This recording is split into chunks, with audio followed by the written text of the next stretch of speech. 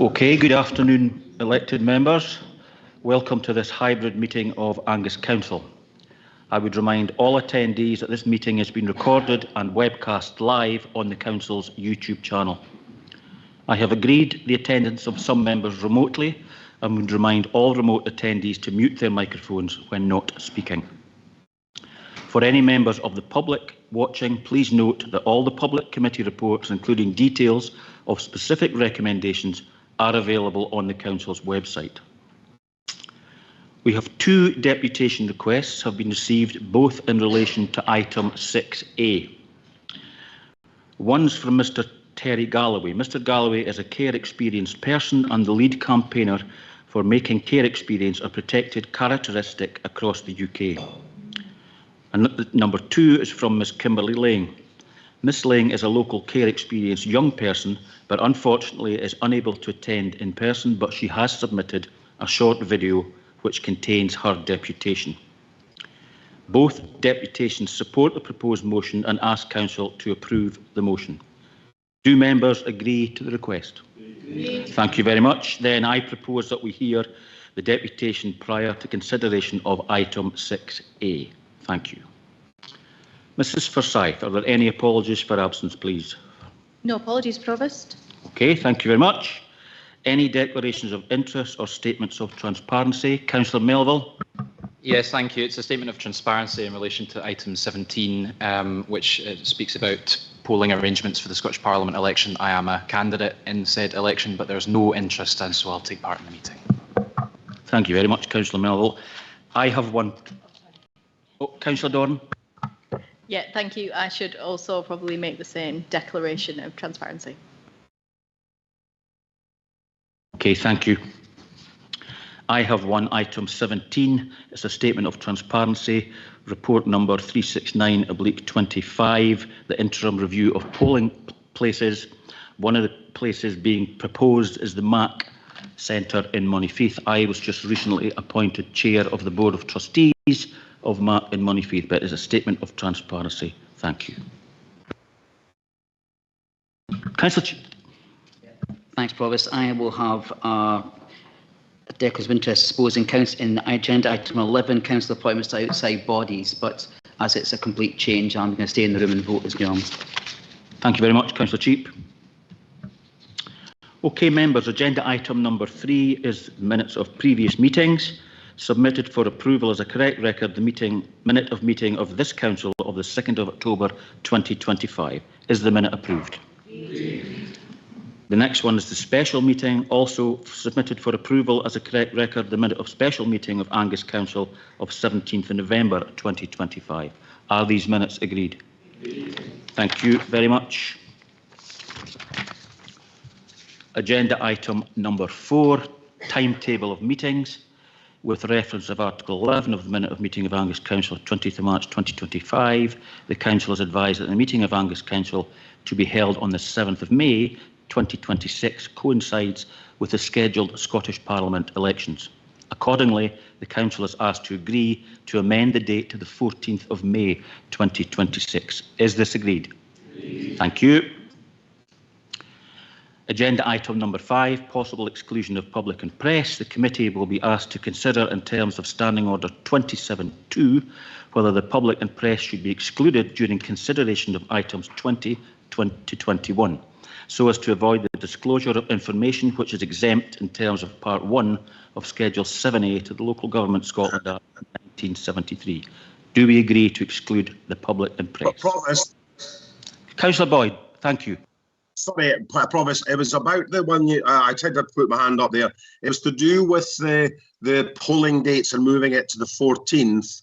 Would it not have been better to avoid perdua, if that's the right word, to have moved it to the week before, and then we would have got ourselves in the melee of watching what we do? Or is it the other way round, where we are then past the elections and we don't have to worry about it? It's just a clarification. I'm being advised it's the other way round, Councillor Boyd.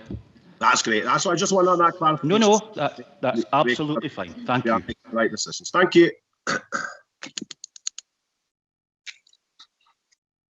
Okay, agenda item number 6, notice of Standing Order 24.1. As the deputations relate to Councillor Dorn's motion, can I confirm that you have a seconder for your motion, Councillor Dorn? Yes, I do. Councillor Jill Scott. Then, thank you very much. Okay, we will hear the first deputation, and it's Mr. Galloway, I think. Hello. Good Can afternoon, you hear Mr. Galloway. and see me? Yes, we can. We can hear you and see you loud and clear. Mr. Galloway, you have 10 minutes to speak, and then there may be questions from members to yourself. Thank you. Brilliant. Thank you so much for allowing and being so generous with your time. My name is Terry Galloway, and I grew up in care myself. By the time I'd left care, I'd lived in over 100 places. It wasn't great. Lots of things happened to us in the care system. I was split from my siblings. I had a brother and a sister. They later went on to have children themselves who also got taken into care. Both my siblings have since died because of things that have happened to them and how they left care. Care experienced people are 70% more likely to die prematurely than any group, and we live 20 years less, and this really has to stop, and this is right across the United Kingdom. So just shortly before my sister died, we was at a funeral, and she was really thin. She was addicted to drugs. She was addicted to alcohol, and she'd lost her children at that point. And she was saying to me, Terry, I don't want to die. And when your sister says something like that to you, what do you say to her?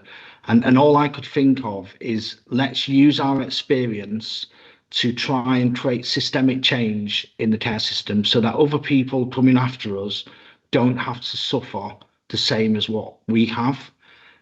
Unfortunately, we did make a promise that night to change the care system. We didn't know how we would do it. Unfortunately, a few weeks later, she was murdered by her boyfriend. Care experienced people are often in difficult situations when they leave care. The trauma's still there. The scaffolding of the care system drops away, and it's that is basically killing care experienced people.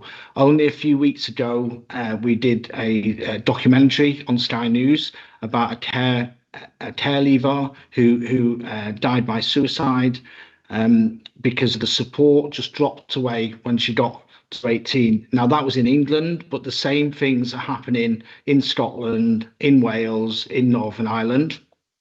So following the Josh McAllister review in England, we managed to, a group of us, persuade him to make care experience a protected characteristic as a recommendation of his review. Now, the thing with protected characteristics is that isn't a devolved issue. So if it happens in England, it has to happen in Scotland, and it has to happen in Wales. So we set about a campaign to make care experience a protected characteristic. And what we did is we started asking councils to pass motions that treated care experienced people as if they were a protected characteristic within their jurisdiction. And that's exactly what you have before you today, is that your council will, if you pass this motion, treat care experienced people as if it were a protected characteristic. Now, the thing for me, the reason why I think that protected characteristics is going to systemically change the care system in Scotland and in England and in Wales is because it provides a mechanism through equality impact assessments to hear the voice of care experienced people. And if these equality impact assessments are done properly and they do involve your citizens, and whenever you're making decisions, you really go out and hear the voice of care experienced people about how what you are thinking about and working out will impact care experienced people. And through that, in places where we have never been heard, we will be heard. because at this moment in time, with your council and all the other councils, your social care departments know this stuff inside out. But there'll be other departments within your council who aren't reflecting. There'll be other agencies outside of the council who are not reflecting. Now, I know in Scotland you have had corporate parenting since 2014, and England is about to try and follow suit with implementing corporate parenting. But I've always said that corporate parenting has to come with some legal mechanism that makes people think about care experienced people, and it provides a mechanism so that they can go through a process, and that's what these equality impact assessments do. So only a few weeks ago in Scotland, the Audit Commission has said that the promise is going too slow, that it's not joined up enough, and it's been quite critical. With protected characteristics in Scotland, the promise and the corporate parenting will have a perfect triangle, really, of mechanisms to create impact.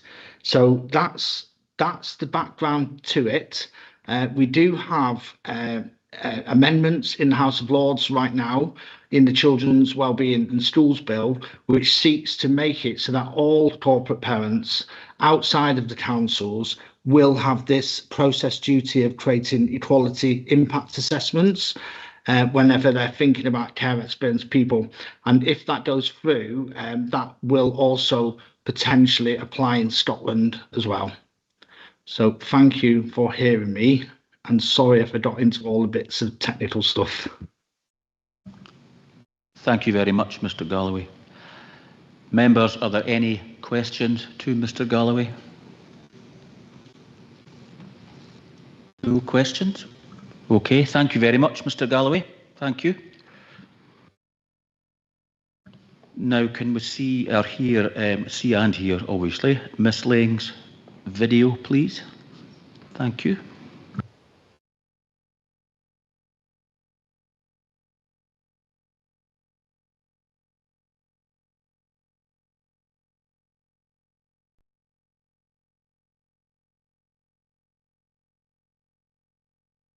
Short video to tell you why Hiya, my name is Kimberly, and I am just making a short video to tell you why I think it's important that care experience young people or care experience itself should be a protected characteristic.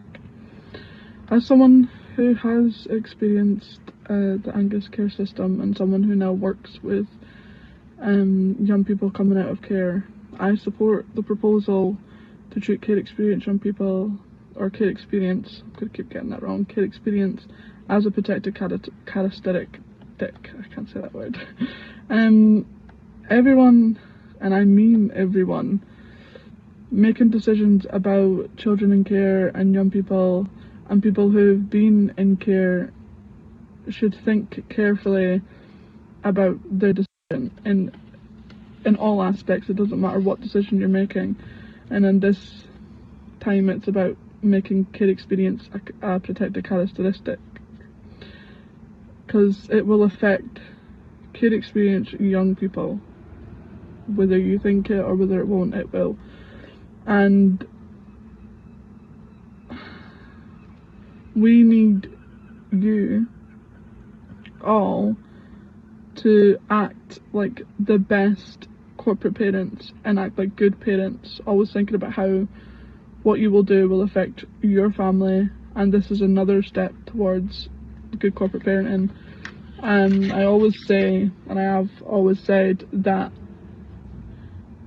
I don't like the word corporate parent, even though that is the logical term. I feel like you as individuals are parents to care experience young people, and that's the way you've got to look at it. You've got to think how it will affect your family, because care experience young people are your family, and you've got to treat them like your own daughter, son, your grandkids, your nieces, your nephews, your cousins, your aunties, your uncles. Anybody could be care experiencing, you just don't know it. And I feel that making care experience a protected characteristic, again, I can't say that word, will just put another stepping stone in place for care experience young people to try and live a better life despite them maybe not having a good start.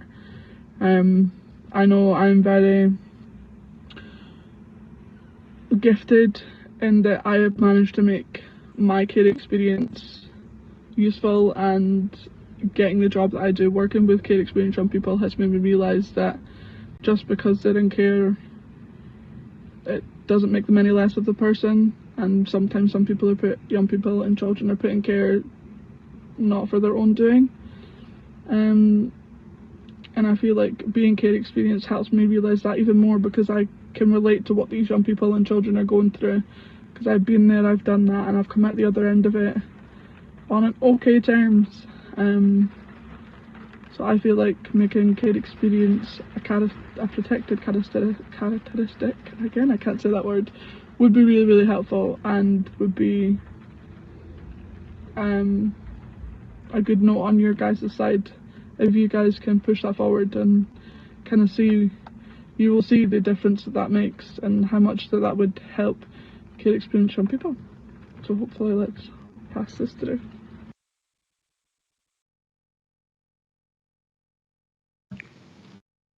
Okay, members, Councillor Doran has submitted the motion that you've got in front of you.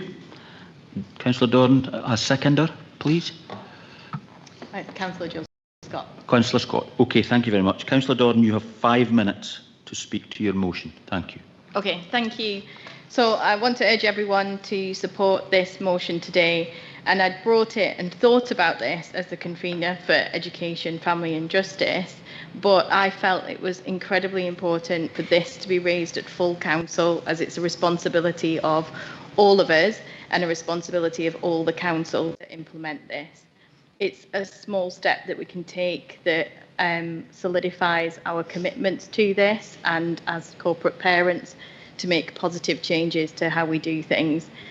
Kimberly and Mr. Galloway have outlined all of the points of why this would be important in recognising to treat care experienced as if it were a protected characteristic.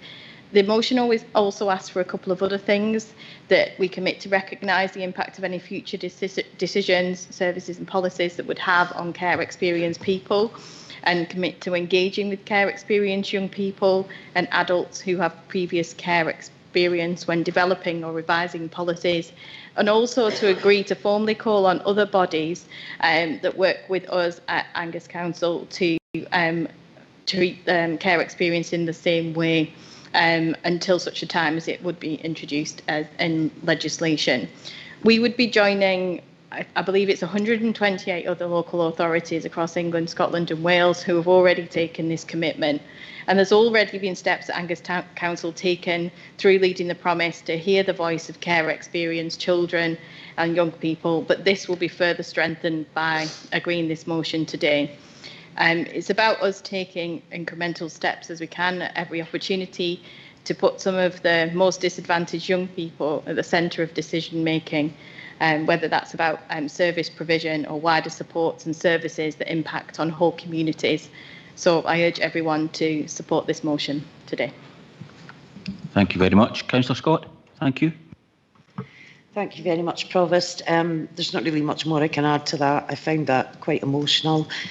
I am an adoptive mother of a care experienced child, and I know that simple things could upset her, such as at primary school.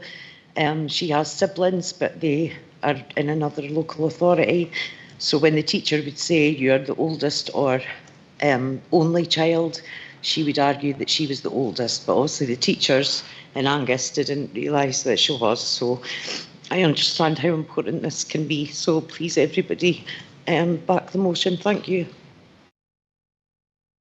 Councillor Proctor. Thank you, Provost. I fully support this motion. I suppose I could class myself as being care experienced, because when I was a young boy, about 3-year-old, through the fact that my mother was ill, I was placed in care for about 4 months. Fortunately, my grandmother and friends, family friends, took me out, and I went back home.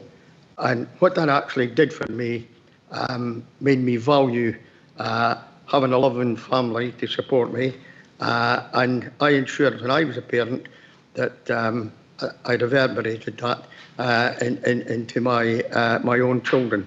And I do feel for people like Mr. Galloway and Kimberly who have gone through the whole care system. I was fortunate. I was only in care for about 4 months.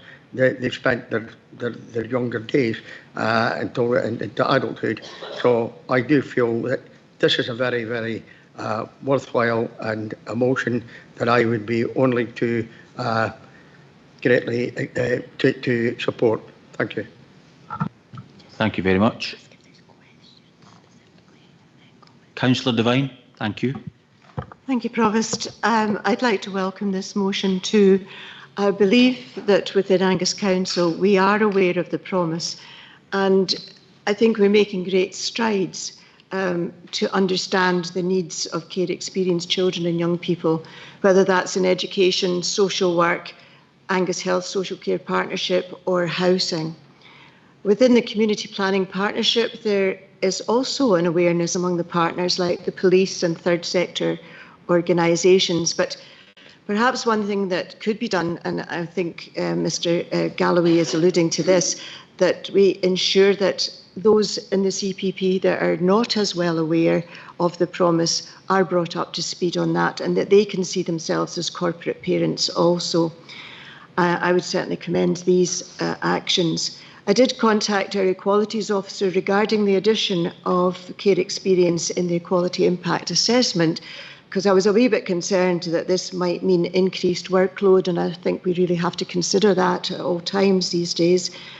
But she did feel it wouldn't be too difficult. We already have Children's Rights and Wellbeing Impact Assessment, which is based on the 54 articles of the UNCRC, but this motion will add more strength to that. Thank you.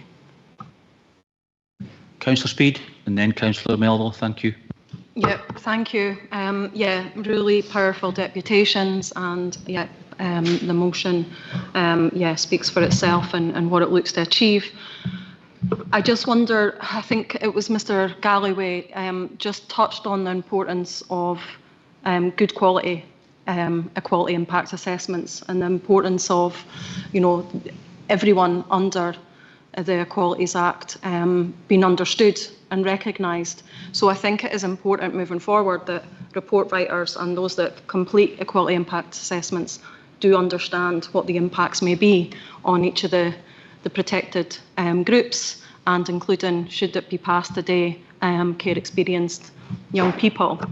So I just wondered if I could just get a bit of a brief update around what the kind of training and development kind of plan will be for this, to ensure that everybody is up to speed when they are completing those forums, and will it be in time for the budget?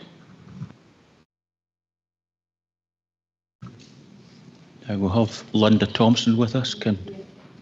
Oh, sorry.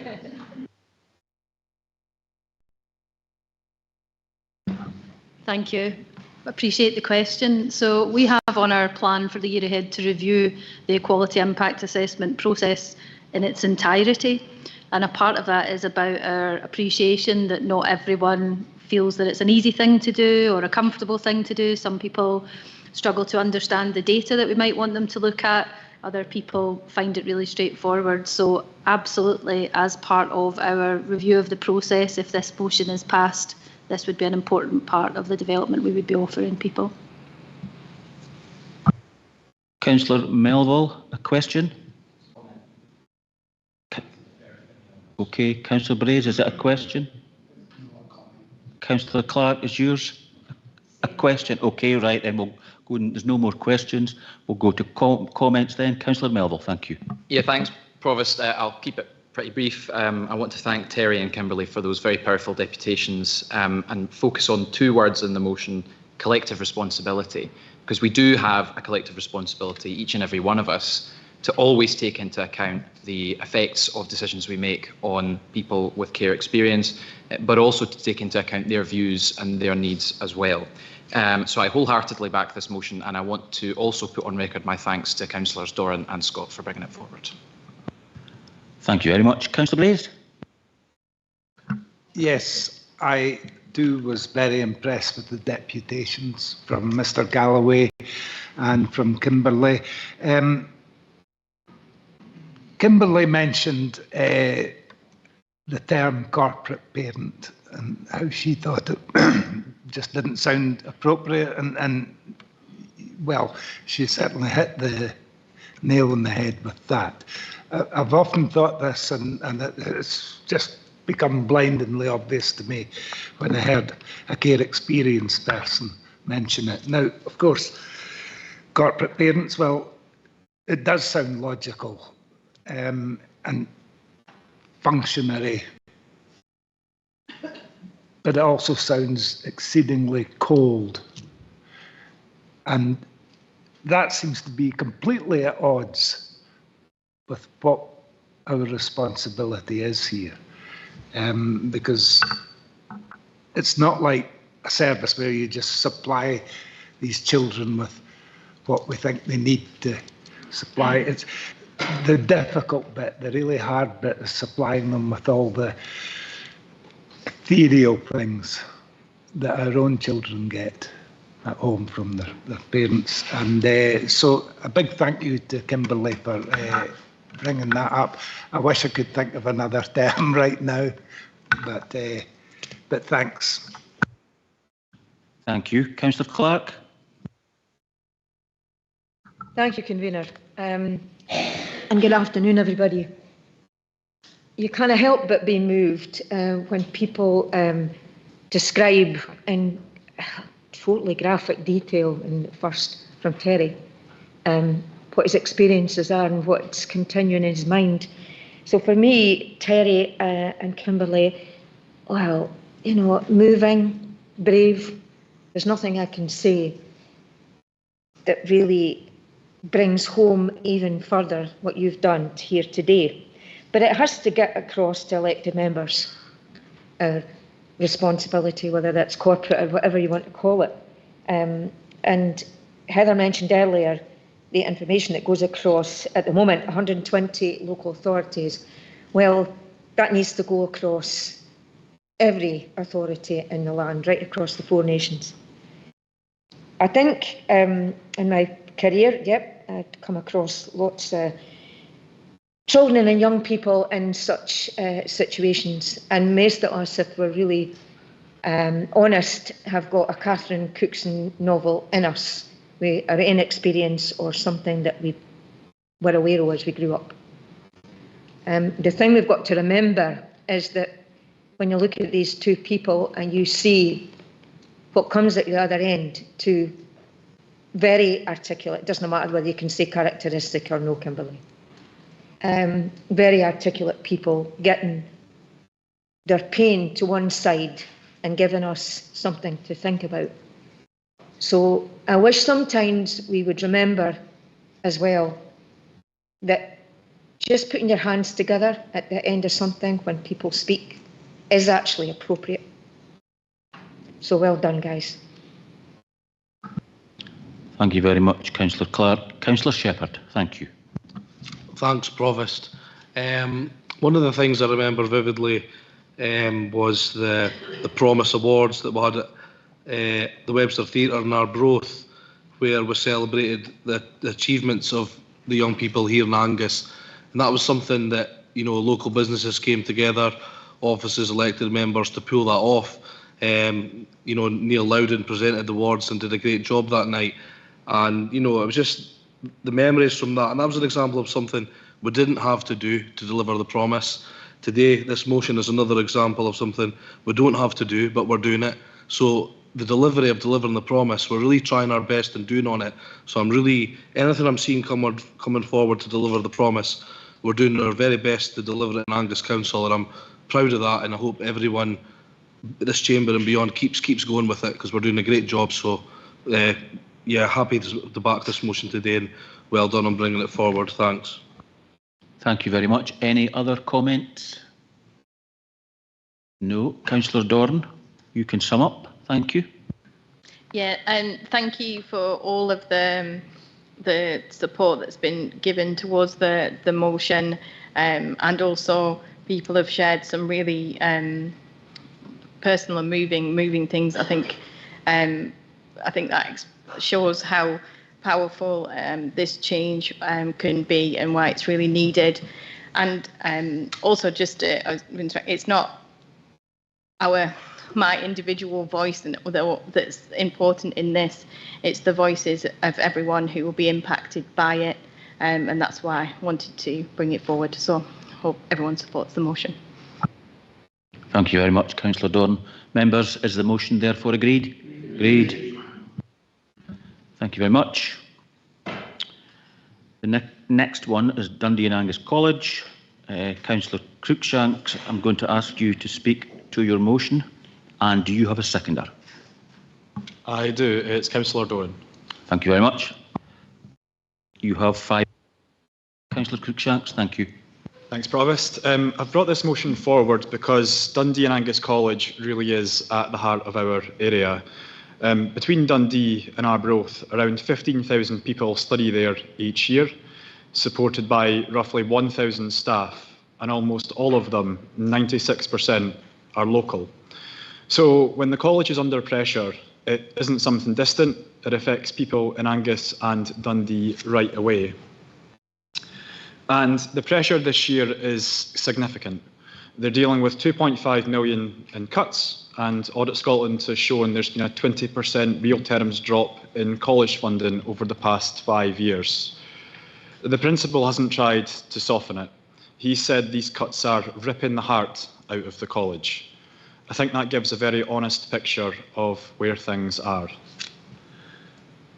We're already seeing what this means. Courses being reduced, staff understandably worried about their futures, and fewer opportunities for people who rely on local access to training, to get into work, or change direction.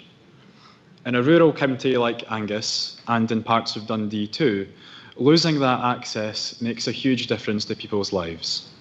So this motion isn't criticising anyone, it's simply asking for clear information on long-term funding, so the college, its staff, and the people who depend on it knows what lies ahead. Thank you.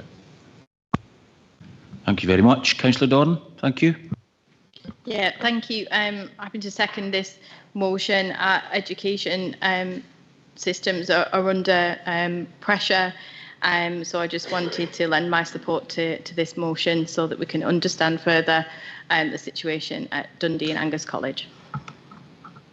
Okay, thank you. Any questions? No questions? Any comments?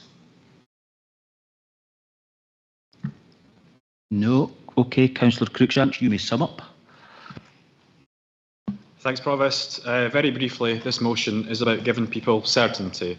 Dundee and Angus College is hugely important to communities across both areas, and when they're facing pressure on this scale, it's only right that we ask what the long-term position actually is. So I hope colleagues will support this motion today and show solidarity with the students and staff who are living with this uncertainty. It would send a strong and reassuring message if the Chamber could unite behind this today. Thank you very much, Councillor Cruikshanks. Is the motion agreed? Thank you.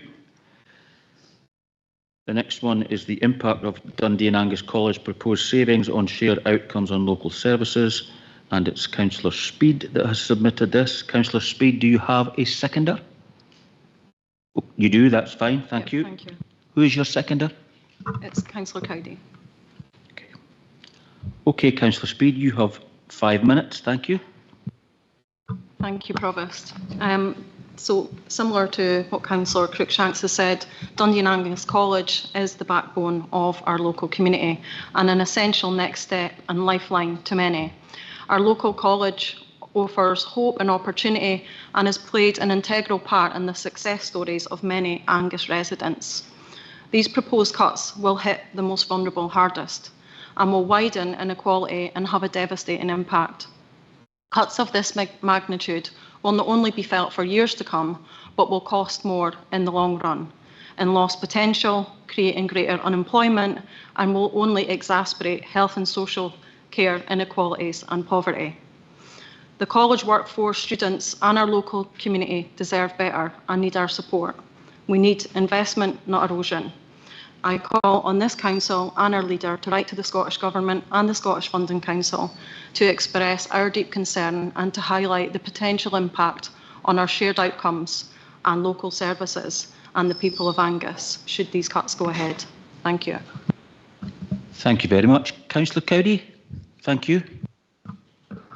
Thank you very much. Yeah, I'm very happy to support this motion. Councillor Speed has really said all that needs to be said. I will just add that Dundee and Angus College is just such a gem in our community, and it always concerns me greatly that any impacts on education establishments do impact very specifically on the most vulnerable and underrepresented. So it's really, really important that we get this message strongly across to the Scottish Government. Thank you very much.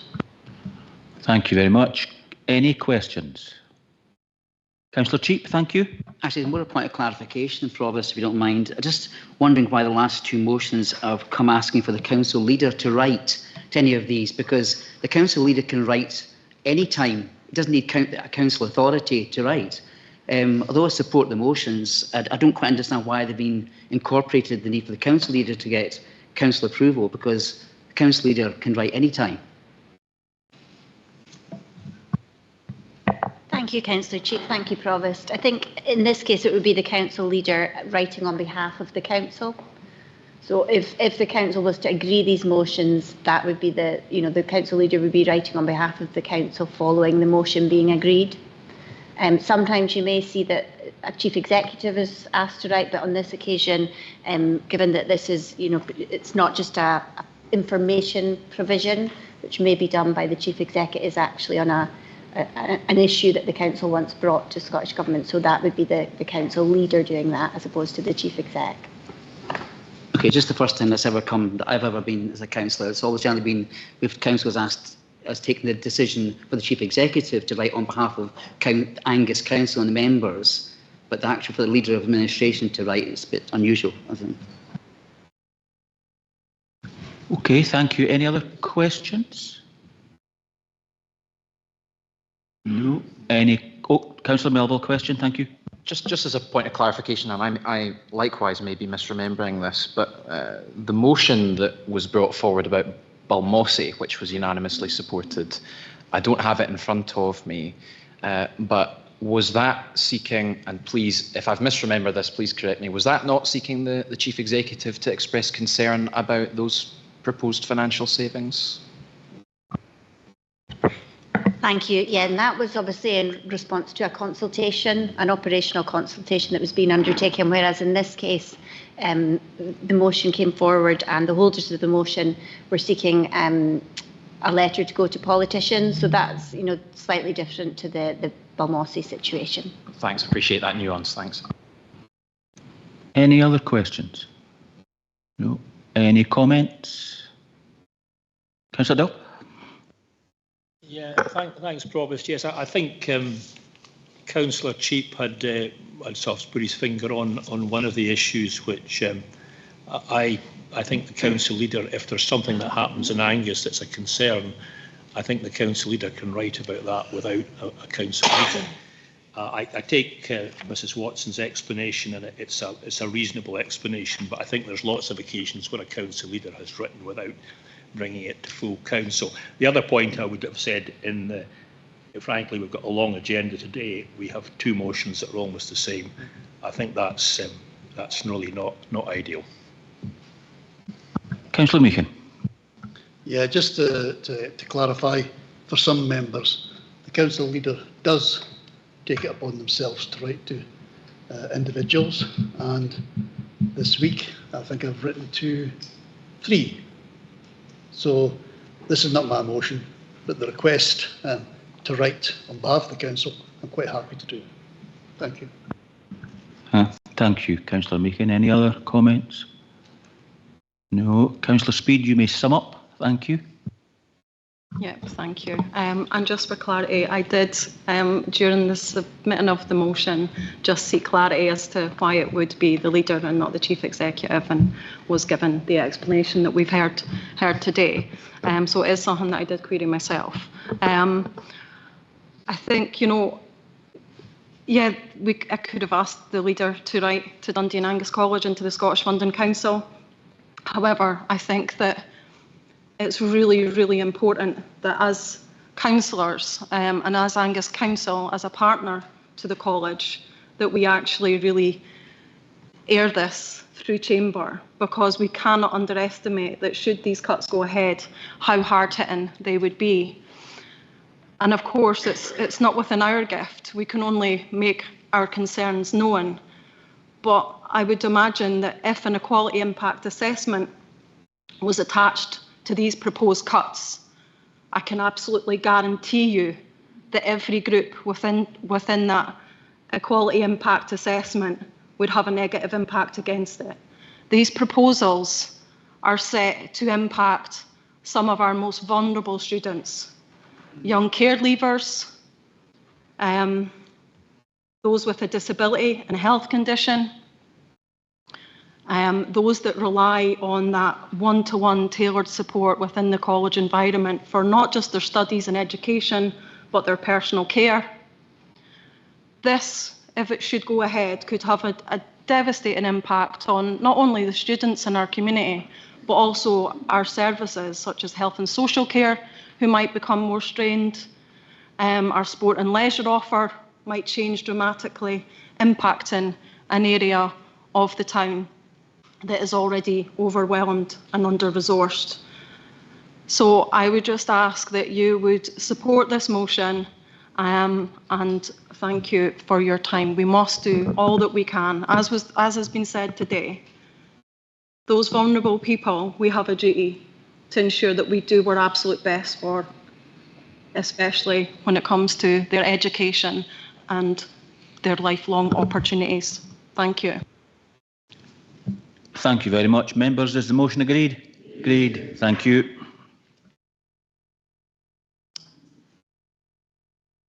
Agenda item number 7 is appointments to committees, etc. Excuse me.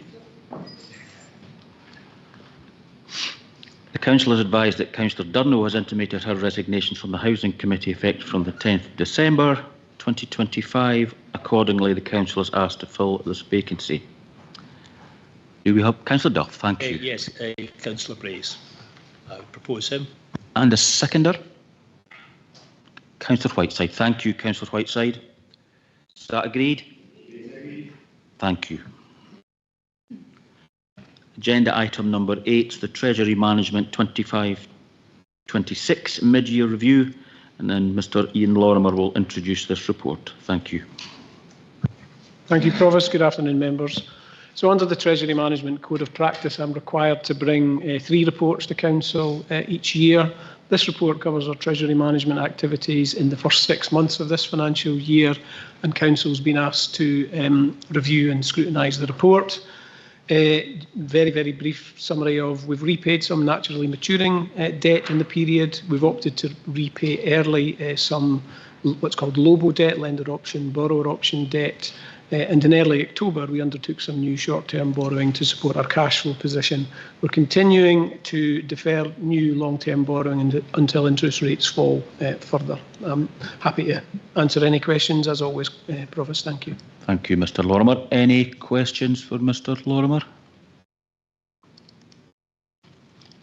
Councillor Beattie. Councillor Beattie, thank you. Thanks, Provost. Yeah, I know, Mr Lorimer, we've spoken about this sort of separately, but can you just tell us, just purely for the benefit of the members of the public, roughly how much borrowing we have at those high rates that were experienced back in the early 90s? Thank you, Councillor Beattie. Thankfully, those and we have to remember that those would have been rates that were good at that time. The interest rate environment that we have in today's terms, and have seen probably over the last 10, 15 years since the financial crisis, are quite different from what was there a number of years ago. So we don't have, I'm just looking up the higher coupon loans here. So we have a maturity profile, and we know which debts are coming up. We have very few debts that still have to be repaid. A couple that are at 7.75%, which will mature. Sorry, that's the wrong thing. We've got a few things coming up in 2026 at higher coupons, but they're actually for quite small amounts. So the vast majority of our debt in value terms is on rates that are better than those ones that we've seen maturing. What we're trying to do in terms of the deferral strategy for new long-term borrowing is lock into longer term borrowing at a rate that is attractive and would hopefully be attractive over the long term. Councillor Cheap, thank you. Yes, thanks, Provost. And Ian, sorry about this. I've got a funny feeling this is deja vu, and I may have asked you this before. But in the table 1, just on the investments dropping £12 million between April and September, either remind me or advise me what that's about? Going down from 15.2 to 33.3 million. Yeah, thanks, Councillor Cheap. Very much the deferral. So we've continued to fund our capital programme. Normally, you would fund a proportion of your capital programme through borrowing, but we have been, instead of doing that borrowing, because interest rates have not been that attractive, we've been using our temporary cash balances to fund those costs. We've effectively built a new high school in Moneyfield, largely off the back of our temporary borrowing. Now, we will eventually have to undertake that borrowing, but that's the reason we've gone from 15 down to 3, because we've been using our temporary cash balances. The fact that it was down as low as 3.3 at the end of September is partly why we borrowed 10 million in early October for cash flow. Any other questions? Any comments? There's one recommendation in this report. Is the report agreed? Thank you very much. Agenda item number 9 is the medium-term budget strategy 26-27 to 28-29, and again it's Mr Lorimer will introduce this report. Thank you. Thanks again, Provost. So the Council has for many years, and in line with good practice, prepared a medium-term budget strategy, and the main purpose of that is to get a sense of, over the medium term, what our position on expenditure and income is projected to look like. So this report is the latest update covering the period from April 2026 to March 2029, and it covers all services except council housing, which is subject to separate funding arrangements. Now, members will have seen from tables 1A to 1C, that's on page 24 of the combined papers, that we're projecting a 3-year budget gap ranging from somewhere around 18.2 million, that's the, believe it or not, the optimistic sort of assessment, to potentially as high as 32.8 million, which is the pessimistic assessment. Our central assumption, what we call our baseline assumption, is for a 3-year gap of 24.5 million. It's important to stress that those are just projections. They're best estimates, so they're not positions of certainty. They're just our best estimates. The projected budget gaps, again thinking for members of the public watching, those arise because we expect our costs to increase by more than our income over that 3-year period. It's as simple as that, actually.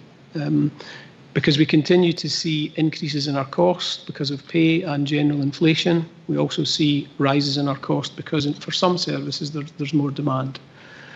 So our costs are rising.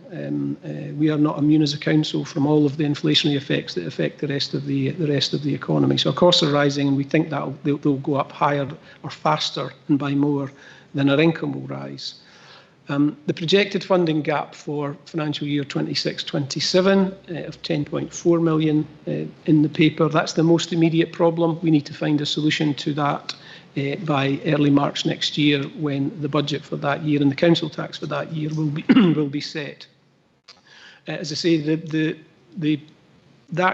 funding gap that's mentioned in the report, that is before options to close that gap are considered. Now, those will include our change programme savings, potential budget cut options, increases in council fees and charges, and of course increases in council tax. So that 10.4 million, we will need to use the combination of those factors to address the gap. So Council is being asked to note and approve this latest 3-year budget strategy, Provost. Thank you. Thank you very much, Mr Lorimer. Any questions? Councillor Brace, thank you. Yes, could Mr Lorimer just remind us how much extra revenue a 1% increase in council tax generates? Thanks. Thank you, Councillor Bray. So it's roughly £700,000 per 1% now. Thanks. Any other? Councillor Shepherd, thank you. Thanks, Provost. Just on page 33 of the papers, under the council tax, it says it would be inappropriate within the budget strategy to speculate about future council tax levels, as these decisions will be taken on an annual basis. You know, given we've got big shortfalls there and we've got previous figures, I just thought, is Mr Lorimer not able to give us like what he would see as a minimum competent council tax rise, or a stay afloat council tax rise, if I put it like that, to give the chamber and members a feeling of the minimum floor we need to be at, and also just to give the public a taste of the direction that we might have to face going forward. Thank you.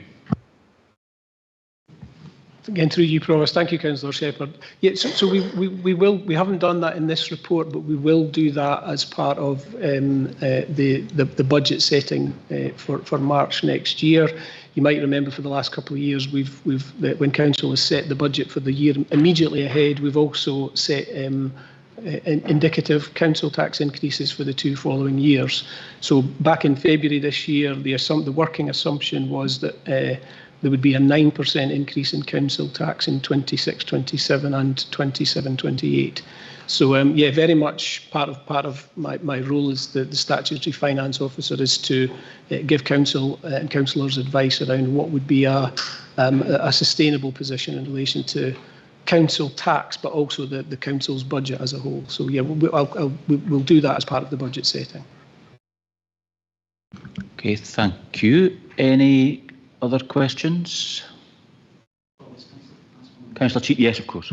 Just thanks again. Just on the table 3, then, Mr Lorimer, just where you've taken the figures forward, as you've mentioned, the 10.4 million potential shortfall in 26-27, then mitigating actions against that for savings and change, etc., and then say that a net funding shortfall, I know it's all estimates, 3.8 million. So bearing in mind Councillor Bray's question, 3.8 million would equivalent to a 5.5% council tax increase. So on the basis of that, that would be an estimate at this point. Yep, again, through you, Provost. Thanks, Councillor Cheap. Very, very, very much a rough estimate. Now, we've put that in just to give a sense of how the numbers are shaping out, but that assumes, and it is a big assumption, that all of the change programme savings that we've currently got are all acceptable, and that all of the new savings options that have currently been worked up by directors are all accepted. I think there might be some things in there that would be difficult for councillors to accept, but they're options. And then following through in terms of, we don't make any changes to a reserve strategy, etc. So, and it also assumes that all of the budget issues that have been raised are also all accepted. So it provides, I guess, a position over the 3 years, but I would bet my bottom dollar that those numbers will change as we get into the final decisions around the budget. Any other questions? Councillor Gegg, thank you. Thank you, Provost. With it being an election year next year, would that perhaps expose us to some financial risks? Because we don't know what the block grant from the Scottish Government is going to be yet. So are there any concerns that whichever party might bring out some sort of pledge to try and sway an election one way or another, for example, a council tax freeze or a council tax limit? What kind of problems would that cause us for budget setting? Thanks, Councillor Gregg. So we should know what the position is. The Scottish Government intends to publish its budget for next year on the 13th of January, and as part of that we would get a sense of what the overall settlement is and any parameters within which the settlement has been provided. COSLA has, in its manifesto and its lobbying document that's come out this week, very much pushing for there to be no council tax freeze. But those decisions don't wholly sit with us. We'll need to wait until the 13th of January before that is known. In terms of how that might impact on Angus Council, we will be working up different options as officers to try and. There is a very constrained timescale after the 13th of January within which we have to set a budget. That's going to be a challenge, but we'll have a number of options worked up to allow Council to make decisions that need to be made within the period that we'll have available. There is no indication at the moment around Council tax freezes based on the information that's out there, but we won't. All of the settlement and parameters, as I say, will be confirmed in mid-January. Any other questions? Okay, comments? Okay, we have 7 recommendations. Is this report agreed? Thank you. Agenda item number 10, plans and budgets, consultation proposals for 26-27 budget setting. Again, it's Mr. Lorimer. Thank you. Thank you, Provost. I do have a friend on this one, which I'll pass over to just in a minute, but just briefly by way of introduction. So for a number of years, the Council's undertaken consultations on its plans and budgets using a number of different tools and techniques, including last year for the current year's budget, we had a 2-phased approach, which members might remember. Now, the proposals in this report probably look and feel a little bit different from what we've done before, and that is deliberate. We are trying to do something a little bit different here. So we try to cover a number of different points, a number of different themes, and we're asking specific questions to try and get a better understanding of what really matters to the public. So, as I say, it will look and feel a little bit different from what we've done before. The report proposes, as previously, that the consultation process be overseen by the Policy and Budget Strategy Group, the PBSG, and PBSG did have the opportunity at its most recent meeting last week to review the consultation content before it came to Council today. As I said, I do have a friend here in terms of this report, Jane Stork, who's our comms manager, who's done a significant amount of work on this, who I think wants to say a little bit more by way of introduction and explanation, if that's okay, Provost. Yes, of course, Mr. Lorimer. Mrs. Stork, thank you. Thank you, Provost. Good afternoon, members. This consultation is designed to move our budget decision-making process on from previous years. 2 years ago, it was focused on the top-level priorities as outlined in the Council plan. Last year, it was focused on the financial implications of the Council plan and how members should prioritise them. This year, we're moving to a more service-specific level, and it's primarily centred around areas of discretionary spend. That is, areas not included in statutory services or in base budget. This has been done with the aim of assisting members with the public's views when making the very difficult decisions on how best to close the projected budget gap. Excuse me. In addition, the format of the consultation has been altered to reflect the proposed revised Council delivery plan. It's also designed through the adjacency of questions to help our residents understand that there are connections between the Council's actions and the consequences of those actions. So, for example, in last year's consultation, the responses showed limited support for the Council's actions to achieve a carbon neutral status and provide infrastructure to support low carbon travel, while at the same time expressing very real concerns about the effect of climate change, such as flooding and storms experienced across Angus, with few understanding, apparently, the connection between these two. There's also clearly a requirement for these connections to be made more obvious when reporting the responses and making those decisions.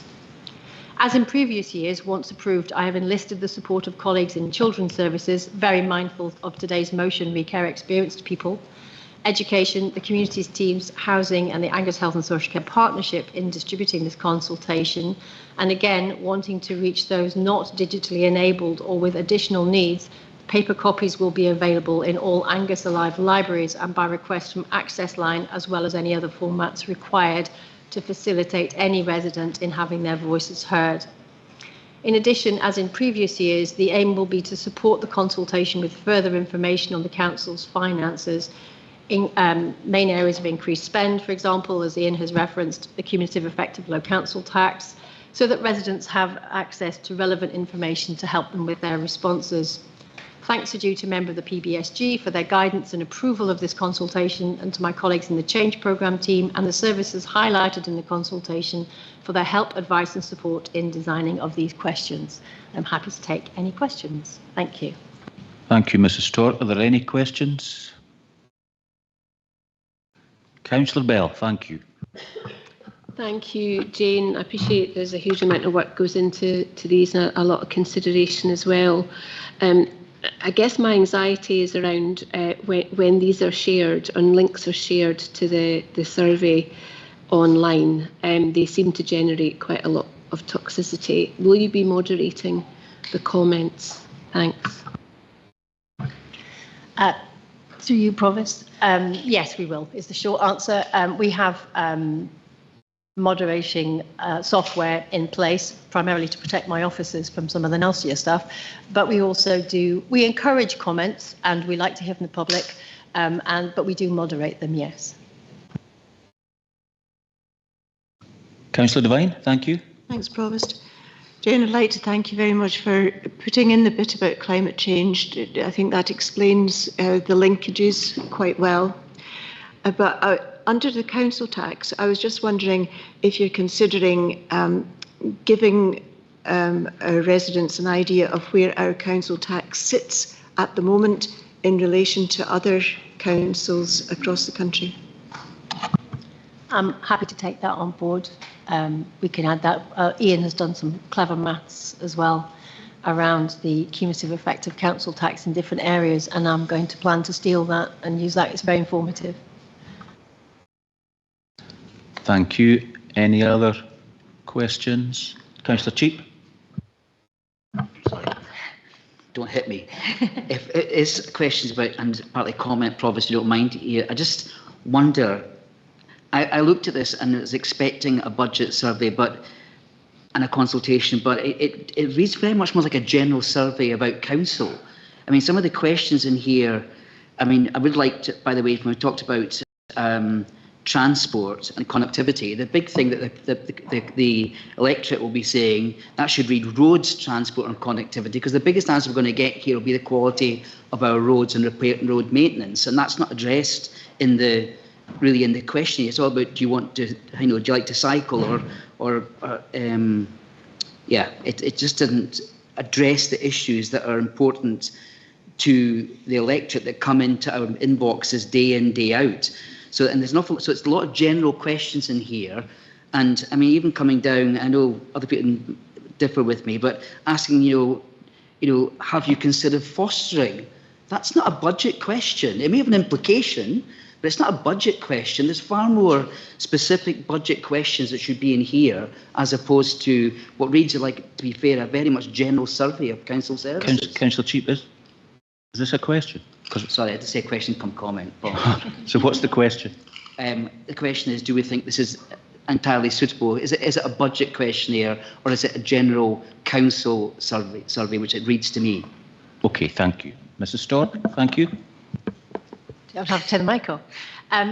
It's a fair comment. I'm happy to take that on board. However, what I would reiterate is the comment I made in the original introduction, which is this is around areas of discretionary spend of decisions yet to be taken. A significant budget allocation has been made to the infrastructure, specifically around the 20 million that we've allocated to infrastructure fund. So I felt that was covered because we have addressed a good deal of that. So there is not a decision coming forward to be made on that. That has already been agreed by council. So I didn't want to use a question. You're quite right, it is foremost in a lot of our residents' minds, but there isn't a decision coming to council. What I have tried to do with my colleagues' support and advice is focus very much on areas where there will be a decision coming forward in the foreseeable future, and this is aimed to help members make decisions based on that. So that's why roads is the obvious admission for one thing. The fostering question is really based around the huge cost of looked after children. And it is just dropping another pebble in the pond and hoping that that ripple, makes somebody think a bit more about it. It's unashamable PR for fostering and adoption in Angus, really. Thank you. Councillor Speed. Yep, thank you. Mine isn't so much, Councillor Cheap's already touched on kind of the detail and the content and how that comes across and what's been asked. Mine is more in relation to kind of those kind of reaching out to those kind of underrepresented groups. And you touched on through education, the Health and Social Care Partnership and housing. I just wondered if you could explain a little bit more about that, because I do appreciate that we've got the online and that our access offices are being used and that paper copies will be available, that would always be my first task to ensure those things. But I'm also just thinking as well that it does pick up on the report, the importance of kind of meeting people directly as well. So just if we could get a bit of an update on that. Thank you. Thank you, Councillor Speed. Yes, I'm fortunate in that I've done quite a lot of work with our housing and communities teams recently with a lot of their on the ground work. And, when we do meet and interact with our residents face to face, I have asked them to bear this in mind and to have this as part of the discussion that we go forward. So, for example, there's been quite a lot face to face consultation around Brecon, for example. And it's great to think that they will encourage people to fill those out. We are limited in what we can do face to face. We'll take every steps we can, and it's good to engage at an early level with the services that do have face-to-face interaction with people, and particularly since they're people that use our services primarily, so they are people that are more, hopefully we can get more motivated to join in those discussions and be assisted to fill out on either online or in paper form. Do you want to supplement? Is that okay? Of course it is. I know it's really difficult. I know it's difficult to try and kind of simplify this in a way that kind of meets the needs of everyone. But I did wonder if kind of an easy read version had been considered. I know that might be quite a challenge, but I am just thinking of those where actually this just would be too much to take in and be able to participate with.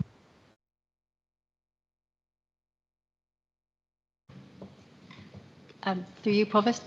Yes, actually, I have looked into an easy read version, and I was advised that, unfortunately, because of the nature of the consultation, and we had this in previous years, it is quite complex, or some of the questions are quite hard to phrase. I've used as easy language to understand as I can, but I was advised that an easy read version isn't really accessible in this format, unfortunately. However, hopefully, with some more of the face-to-face interactions, then people can be supported, particularly with the care experienced young people, because they meet in a social setting, so they can be supported to fill it out. Hopefully that will help. It is by nature a complex, as you say, a complex subject. It's difficult to make it really easy. Okay, any other questions? Any comments? Councillor Cheap, thank you. Thanks for the opportunity, Provost. I think just again, I reiterate, I think this is the wrong type of survey. I don't think it's hitting the nails on the head that allow the public to really give their opinion about how money should be spent in council. I think a shorter survey, like Councillor Speed has said, would be being better and a bit more directed. I actually liked the previous ones because they gave us direct responses on it. And the whole idea we had before, if you had £100, how would you spend that across council services? You would get a much more opinion as to the priorities of the public. I just think a lot of this is, as I say, it sounds like a general survey, and it's too long. Thank you. Any other Councillor Speed? Thank you. Yeah, it was just really to come back and comment just in response with regards to the easy read.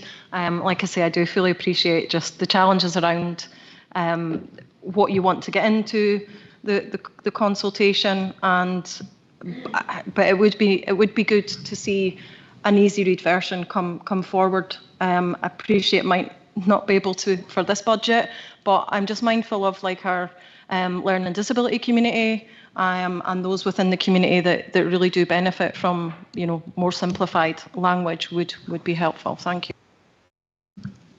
Thank you very much. Any other comments? No, there's 4 recommendations. Is this report agreed? Thank you.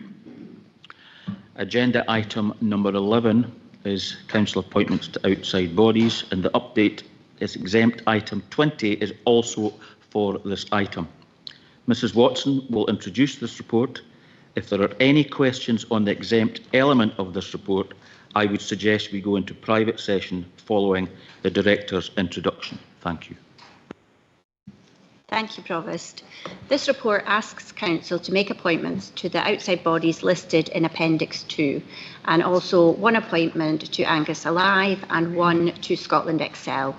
Members are also asked to note the request from CGLMC Limited to reduce the number of Council-appointed board members from 3 to 2, as detailed within paragraph 5.6 of the report, and to approve the revised Articles of Association as attached at Exempt Appendix 3 to this report. Thank you. Now, are there any questions on the exempt item, item 20?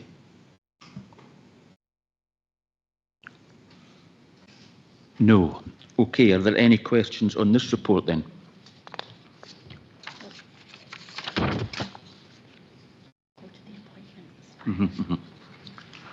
No, okay. So what we'll do is we'll go to the appointments. Yeah, okay. Councillor Devine.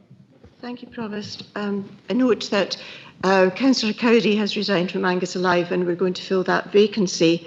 I was kind of expecting another resignation, as we were promised that by Councillor Wan at the last council meeting, but it hasn't arrived. Councillor Meakin. Just to confirm, there isn't another resignation from Angus Alive. There's not going to be another resignation, Councillor Devine. Yeah, well, it isn't down here. I just was expecting it, that's all. Okay, thank you. Mrs. Watson. Oh, Mrs. Forsyth, thank you. Thank you, Provost. The first outside body detailed on Appendix 2 is the Monifeith Golf Links Limited. So any proposals for that? Monifeith. Sorry, we're on page 69. It's the appointments that require to be made, and then we'll come back and do the Angus Alive and Scotland Excel.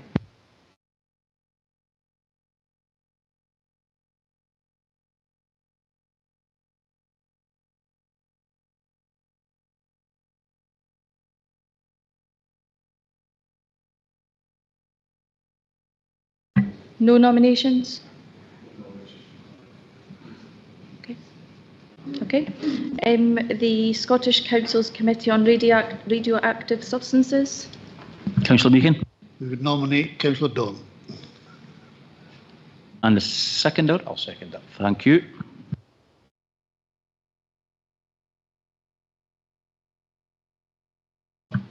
Are there any other nominations? Councillor Devine. I'll nominate myself. And the second, other Councillor Shepherd, thank you. Any other ones? No. Okay, Mrs. Forsyth, can we go to the vote, please? Thank you. Yes, thank you, Provost. The motion by Councillor Meakin, seconded by Councillor Wan, is to nominate Councillor Doran. The amendment by Councillor Devine, seconded by Councillor Shepherd, is to nominate Councillor Devine. Please vote motion or amendment. Provost. Motion.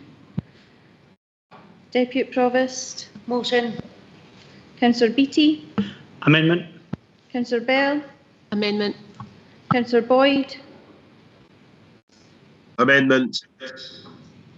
Councillor Braze. Amendment. Councillor Cheap. Amendment. Councillor Clark. Amendment. Councillor Cowdery.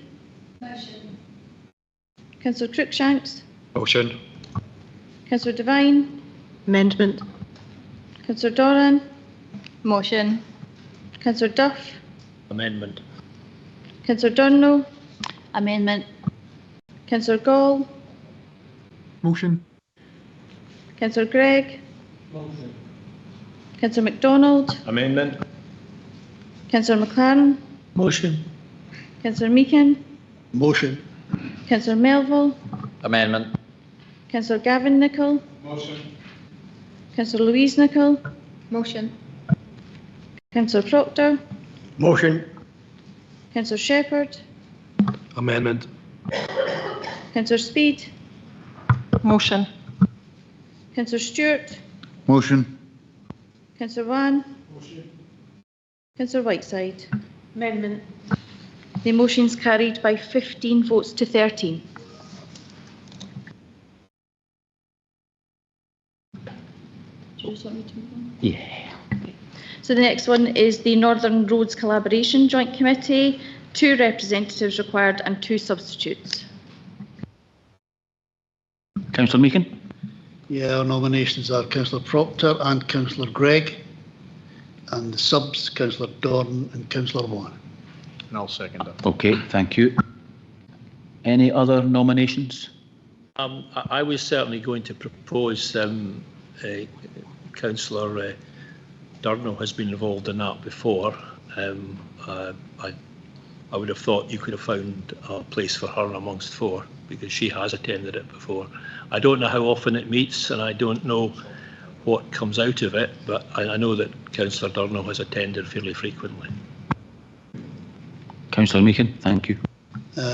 Depends obviously on the position that they're looking for, but Councillor Wan would be prepared to come off as a sub. Okay, do you have a seconder for Councillor Melville's going to second that? Any other nominations? No, is that agreed then? Thank you.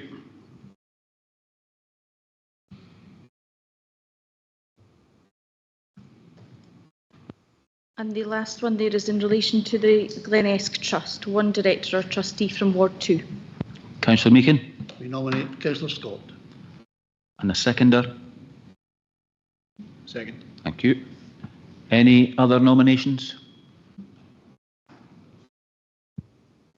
Just a point of clarity, Provost. I was already on there as the nominee, but the Glenesk Trust, as far as I'm aware, has never had any meetings. I've never been contacted by them at all. And I think, as I remember at the time, Councillor Nicol mentioned that it was pretty much defunct as far as councillors were concerned. Councillor Nicol? As far as I'm aware, they redid their constitution and there was no longer an Angus Council requirement to be on the board. Okay, thank you. We can double check that, but we are aware it's in. Sorry, Provost, to yourself. We can double check the position in relation to Angus councillor appointments to the Glenesk Trust, but it is still in existence, but we haven't received notification that there's no longer a requirement for a council appointment. Okay, so that's something you'll bring back later. That's fine, thank you. Okay, recommendation 3, because that's us finished with these ones now, isn't it? That was the last one, yes. To note that Councillor Cowdery has resigned from Angus Alive and thereafter to fill the vacancy. Councillor Gregg. Thank you, Provost. Could it be possible to just nominate someone for the Glenesk directorship, and then if it subsequently transpires that it is needed, then we've already got someone, rather than have that brought back again to council? Would perhaps that might be prudent? That is possible. I'm getting the nod here. Okay then. Councillor Beattie. I already got that nomination back in when we started. Yeah. Provost, just to confirm that all the appointments to outside bodies were ceased as of the April special council meeting, and we considered those on the 8th of May, and we were to confirm the position in relation to the Glenesk Trust at that time. So, Councillor Beattie, your position on the Glenesk Trust ceased to be effective from the requisition request meeting. Okay, thank you, sir. In that case then, nominations, or we had that? Point of clarification. Did we not just do that with Councillor Meakin and Councillor Scott with Councillor Wan seconding? Did we agree it? Did we?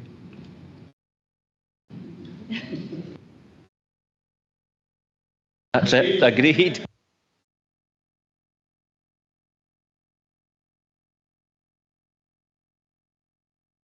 Okay.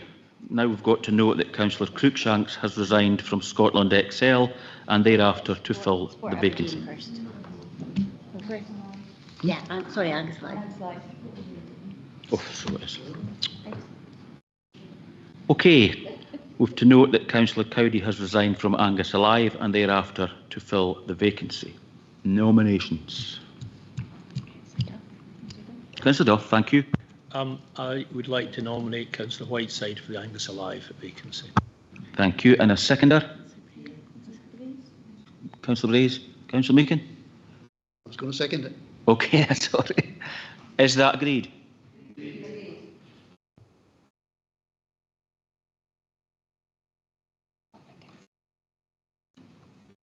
Okay, now we'll note that Councillor Cruikshanks has resigned from Scotland XL and thereafter to fill the vacancy. Nominations. Thank you, Councillor Meakin. Nominations, Councillor Gall. And a seconder. Thank you. Any other nominations? No. Is that agreed? Oh, sorry, Councillor Duff.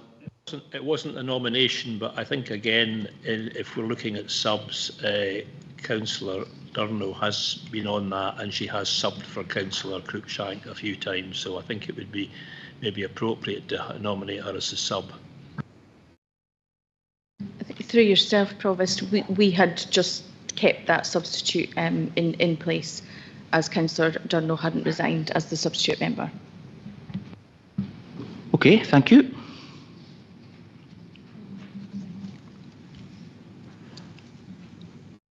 Now, to note the request from Carnoustie Golf Links Management Committee and agree to reduce the number of council-appointed board members from 3 to 2 and approve the revised Articles of Association as attached at Appendix 3, exempt to this report as requested by CGLMC Limited. These are 5 recommendations. Are they agreed? Thank you.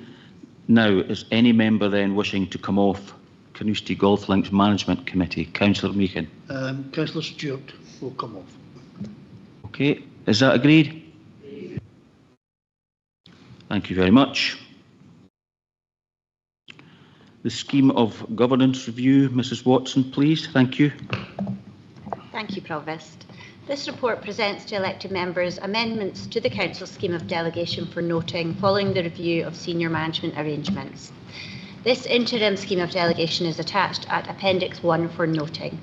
I would highlight that the contents page is still to be finalised and will be when this is published. Members are also asked to approve changes to the terms of reference shown tracked in Appendix 2 and the scheme of delegation shown tracked in Appendix 1 following publication of a report by the Accounts Commission relating to exits of senior officers at Glasgow City Council. Whilst Angus Council has always adopted sound practice in relation to this and put decisions before members on reviewing the current provisions in the scheme of governance, it was felt that these could be clearer.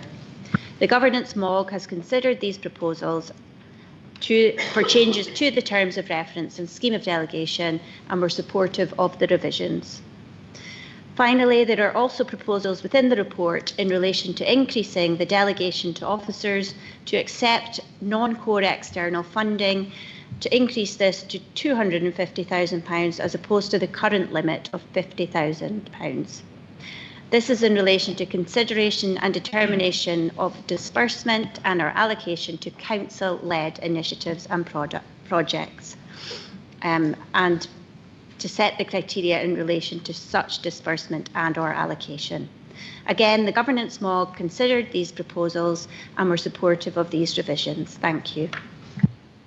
Thank you very much. Any questions to Mrs. Watson? Councillor Melville, thank you.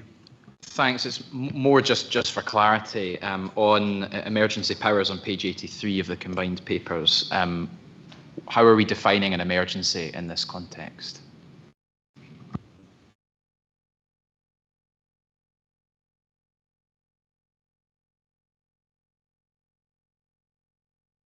Thank you, Councillor Melville. This isn't a change that's being proposed. This is what's currently in, and there is legislation in relation to emergency powers, so it would be in relation to, the legislative definition. can I ask you to provide me with sight of those if possible? Yeah, I can do that. Thanks. Yeah. Any other questions? Councillor Cheek, thank you. Just for clarification, Mrs. Watson, on this, I'm just thinking back in something in the media recently that I can't remember which council it was that appointed somebody into a senior position for 6 months and then they were let go with a huge payoff. Does our new governance stop that being happening in our case? Thank you, Councillor Cheap. Yeah, that would require to then come as proposed before the 6-member committee. So that's clearly written in that any retirement or removal or vacation of post would come to that committee if a payment was to be made. Yes. Any other questions? Any comments?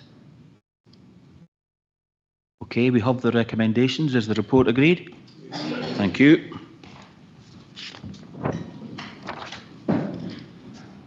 Agenda item number 13 is the Public Bodies Climate Change Duties, the Angus Council Annual Report 2024-25, and Mr Daly will introduce this one. Thank you. Thank you, Provost. This report provides an overview of the Council's compliance with its climate change duties for the year 24-25 and updates members on progress made in improving performance relating to sustainability and climate change. The Public Bodies Climate Change Duties Report is a statutory requirement and must be submitted to the Scottish Government by 30th November each year, and I can confirm that the report was submitted by this deadline subject to the approval of Council. A copy of the full report submitted to Government is included in Appendix 1, and a summary of the key areas is provided for members in Section 5 of the main committee report. I would just highlight two headline figures, which is that between 23-24 and year 24-25, the Council did reduce its emissions by 5.6%, and since the baseline year of 2012-13, emissions have fallen by 62%, demonstrating significant long-term progress.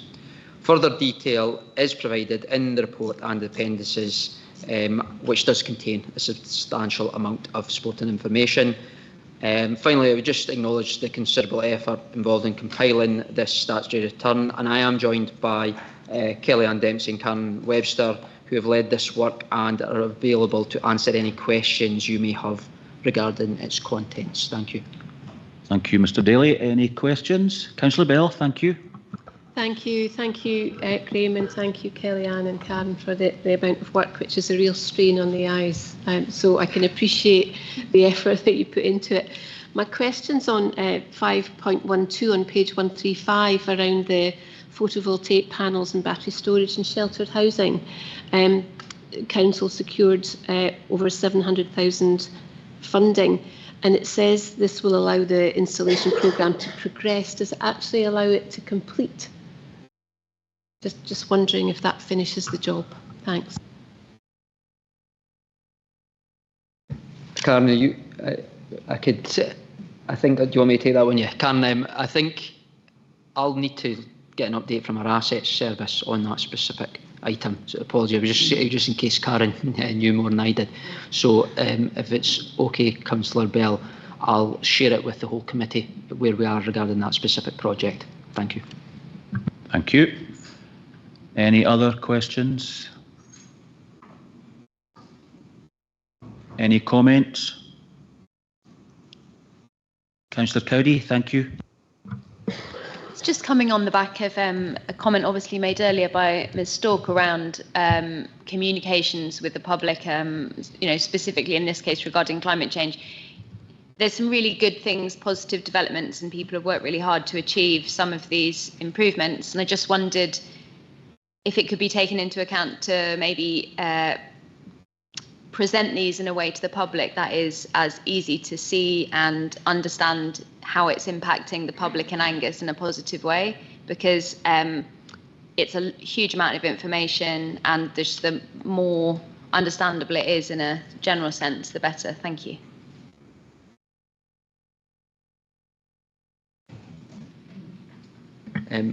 Yes, Karen, I think there has been some work done on this. Is that correct in the past? Or Kellyanne perhaps could just give a summary of what we've done previously? And yeah, take on board there is a huge amount of information. It is, I think, somebody said, a strain on the eyes. But I think there has been work done in the past, and I think Kellyanne just will expand upon that.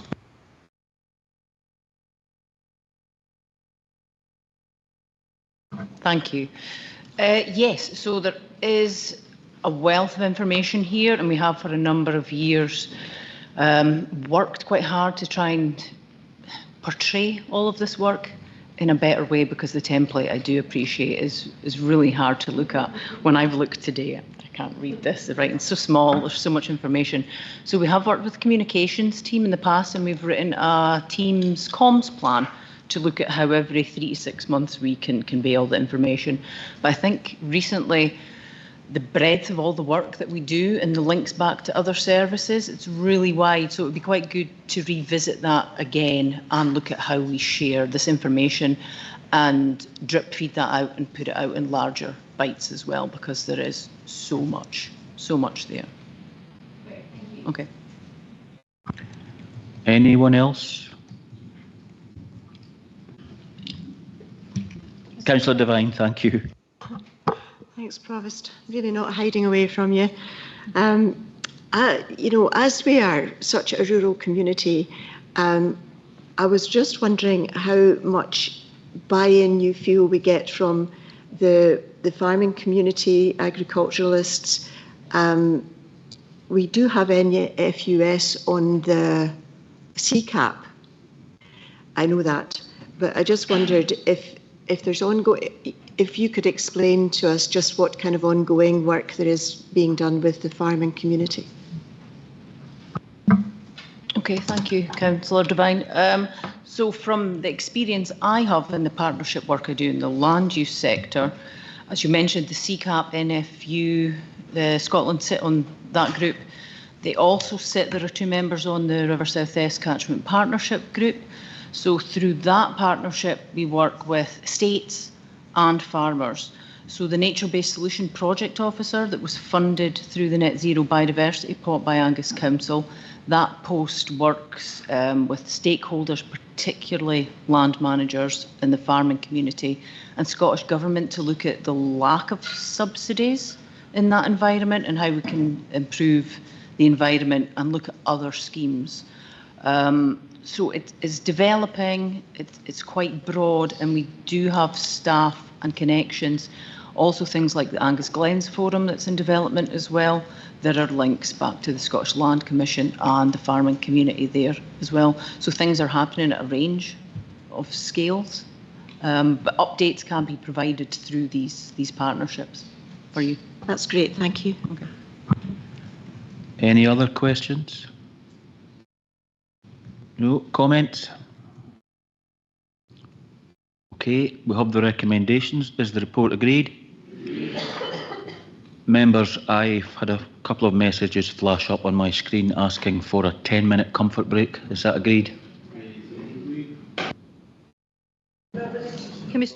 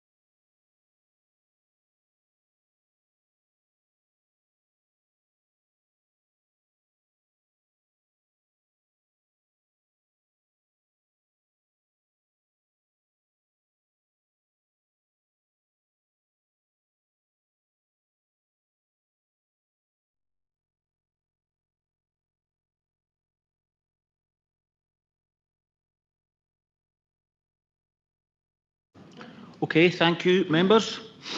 Agenda item number 14 is the Agile Working and Estates update, but also includes the exempt item.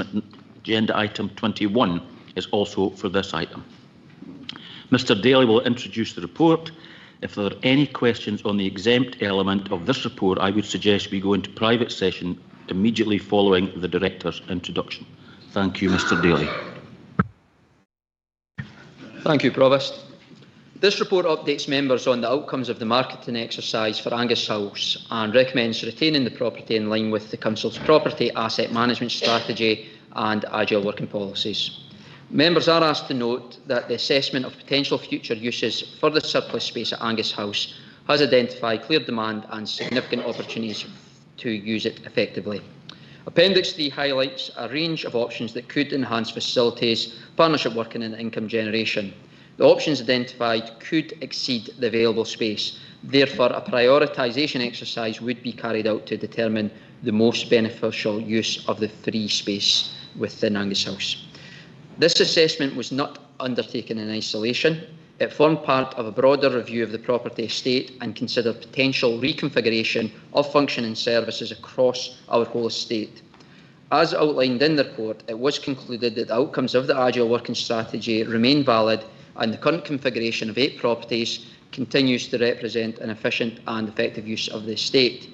And I would just highlight the approach does align with the property asset management strategy that was approved by Policy and Resources Committee this month. Marketing Angus House has provided insight into market interest for our available space, something we were only able to confirm through direct marketing.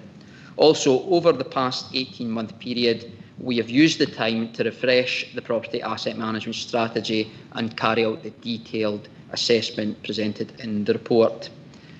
I would also highlight that people are at the heart of our Agile strategy, and new personnel policies agreed in 2022 were key to advancing our Agile working strategy and estate rationalisation, which has delivered the significant savings highlighted in the report.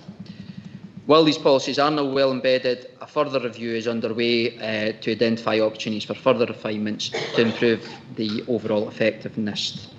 The proposed use of the surplus capacity, such as collaborative zones, meeting spaces, training suite, does reflect staff feedback and hopefully reflects our modern ways of working into the future. Finally, it's important to acknowledge that future office space requirements cannot be predicted with certainty. They will inevitably evolve in response to changing circumstances and external factors. 20 years ago, we would not have predicted our current demands, and I think it is unrealistic to think that we could accurately predict what our demands will be in the next 20 years and beyond. Given this uncertainty, I believe retaining Angus House is strategically prudent due to its location, flexibility and overall condition. Thank you, Provost.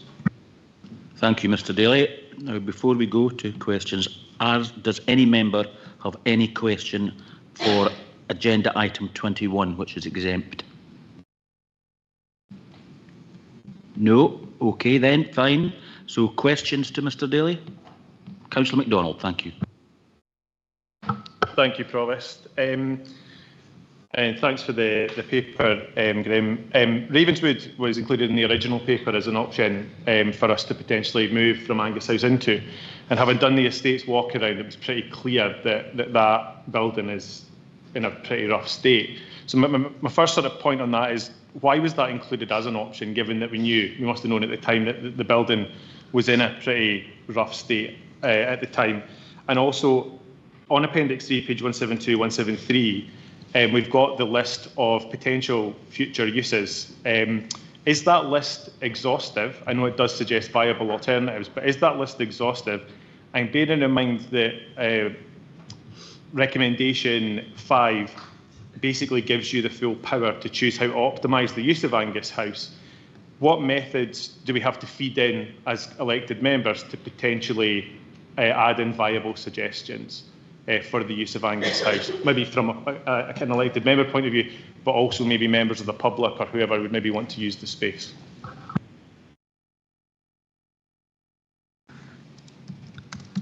So I think to just address those in turn, the first one was regarding Ravenswood.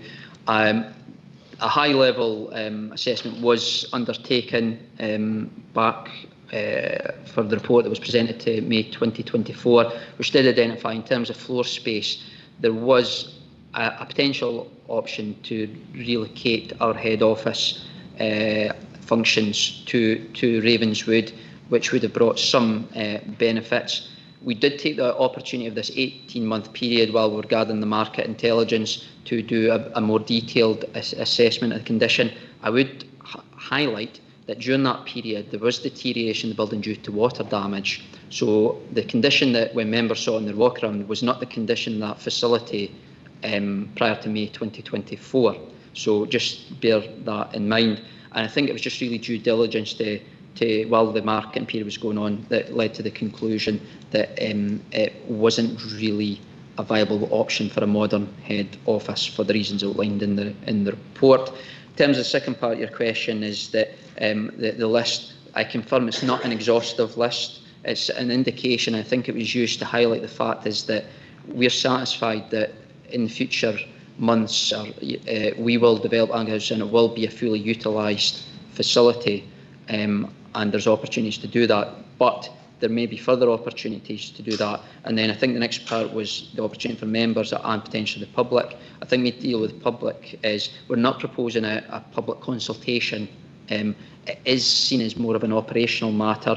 It's not a locality hub where we have public attending the building. So I think that's maybe perhaps the logic for that. In terms of how maybe members could feed into that, we don't necessarily have a formal, as I say, consultation, but I would just invite members, if they do have a view in terms of potential future uses or maybe some being more beneficial than others in terms we've identified, I would welcome bringing these forward. And as said in the paper, it is delegated to myself and my team to carry out an exercise to these. So I would welcome members to come forward with any views or suggestions regarding the future use of the space. So hope that addresses the question. Councillor MacDonald. Thank you. Councillor Whiteside. Thanks, Provost. Just go back to Ravenswood. Now that it's been established that it's not going to be any use to the council, how quickly can we see that going on the market for disposal? Yes, we'll move relatively quick. Obviously, we've got the festive period, which might delay it slightly, but we'll follow our procedure. So it's already been declared surplus through previous work. We have a procedure where, in the first instance, it's offered up to other departments on the chance that they have a use for it, and then we will be instructing our property agents to market that. So I think you could expect that to be on the market relatively soon. Councillor Whiteside. Councillor Shepherd, thank you. I suppose I've just got to ask the question of did we get it wrong? As you know, the paper here very much reads that Angus House is an asset and it can be used.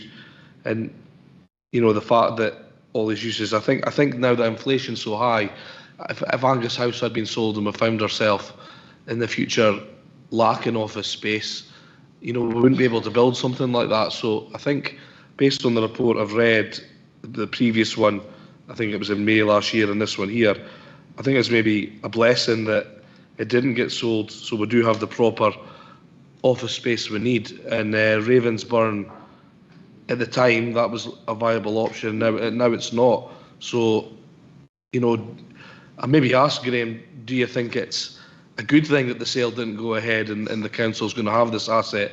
And another thing I have to think out loud is, if I was a Forfar councillor, I think it's great that the common good for Forfar's getting topped up by us being in this very chamber. But you know, if we're going to keep Angus House, do it to have a look at where we're holding our actual council meetings going forward. You know, to save value for the taxpayer. Just those two questions, really. Thank you. Yeah, again, I'll address each in turn. You mentioned, did we get it wrong? My view is, and there was a decision by council. Council got it right 18 months ago, because what we were recommending was not to take a quick decision, but to gather market intelligence and to assess it, make sure we're taking a strategic outlook which, as I mentioned, we've brought forward our property asset management strategy. We've looked at the state as a whole. I think, in my view, Council decision got it right by saying, let's take the 18 months to assess what the best option is. Now, obviously, the recommendation we're bringing forward is that we retain Angus Council, but rather than jump into that decision immediately 18 months ago, we've taken the time to make an informed decision. So I think Council, in my view, made the right decision. In terms of the second part was the holding of meetings in the current location, and whether that's correct. Just overall, you mentioned it's a common good asset. It was in 2022 a report came. It would have been just probably new into this current term of Council, for members, probably one of the first reports that came forward to the Council, and the decision was taken to keep the meetings within this chamber. You may recall there was options put forward in there. I think we've taken consideration of that decision was taken relatively, recently and within the term of this Council. I think, as I replied to Councillor MacDonald, welcome your views, and obviously, Councillor Sherper, I'll take that as a view you brought forward, and it's something that when we're continuing with our assessment and determination, if there is views by members regarding the use of the democratic functions here, we will consider it. But I would just flag it was a decision that was taken in 2022. Thank you. Councillor Cheap. Thank you. Thanks, Provost. Yeah, I think I just take my question is on recommendation 4 here, that we mentioned there was identified a clear demand. I think I'd counter that and say, well, we haven't. We've been unsuccessful in selling, leasing, part leasing, short-term lease to the police, perhaps for a short period, but we haven't been successful there. And I think Appendix 3 gives a list of potential options that might be considered, but I would never regard that as being identified clear demand. I think my question is, how do we define clear demand here? Is it really meaning that rather than saying that, should we not change that to say we have identified potential opportunities? I think that's as far as we can really say at this time. In terms of the demand, I think where we were coming from was this was internal as well as external demand, and we've identified, to give you just one example, is that we've got port cabins on county buildings that are reaching the end of their life, and just we've identified that there is a demand for training suite space, and there's other, just as listed. So I think that when we looked at that, all these opportunities do add up to a capacity over what's the available free space is. So you're quite correct, Councillor Cheap, that maybe there hasn't been a demand in terms of external demand for the property, which we only knew because we've carried out the marking exercise. And again, one of the options is that we still retain space for leasing. And I would say that in terms of our engagement with public sector partners, we're still continuing to engage with Police Scotland, for example. And in the paper it does highlight, I think, in one of the appendices, that may still be an option. You're aware they've moved into William Wallace House, Police Scotland. However, they're still carrying out wider review. So we are still in engagement with them. So I think there might be still external demand as well as the internal demand. Okay, thank you. Councillor Cowdy. Thank you very much. So at 4.4 on page 168, you outlined the 8 following properties that now exist, and everything there is a locality hub, apart from obviously Angus House itself and also Bruce House. And I just really wanted to seek reassurance that there are no plans to pull any functions from Bruce House into Angus House as part of a possible restructure, just because I think it is really important to have those functions in 2 different bits of Angus at least. Thank you. Yes, Councillor Cowdy, as I mentioned, we did take the opportunity to see if there was any opportunities for reconfiguration in terms of moving some of the services that we provide between our estate. So I was considered, but I would just emphasise the conclusion was that we think the outcome of the Agile plan, implementation plan, are still valid, and we think the current suite of 8 offices and is still the most efficient use of the space.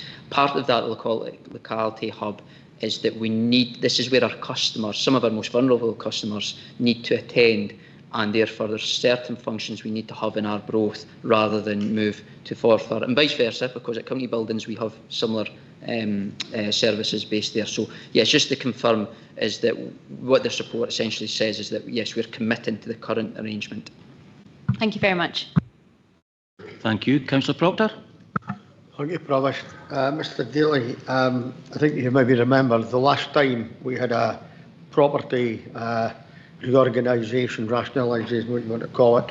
I think we went too far and too fast, and I don't think it actually worked out right in the end. And I'm gratified to hear you saying earlier on that you would look at this a wee bit more slowly and take the correct position. If we vote today that we're going to accept that Angus House is going to be retained, I hope that we're going to consider, and I'm just asking if there are plans to maybe move a lot of the assets within Forfar into Angus House to fill it up, and then you may well be able to move these other ones that might be more saleable, onto the public market.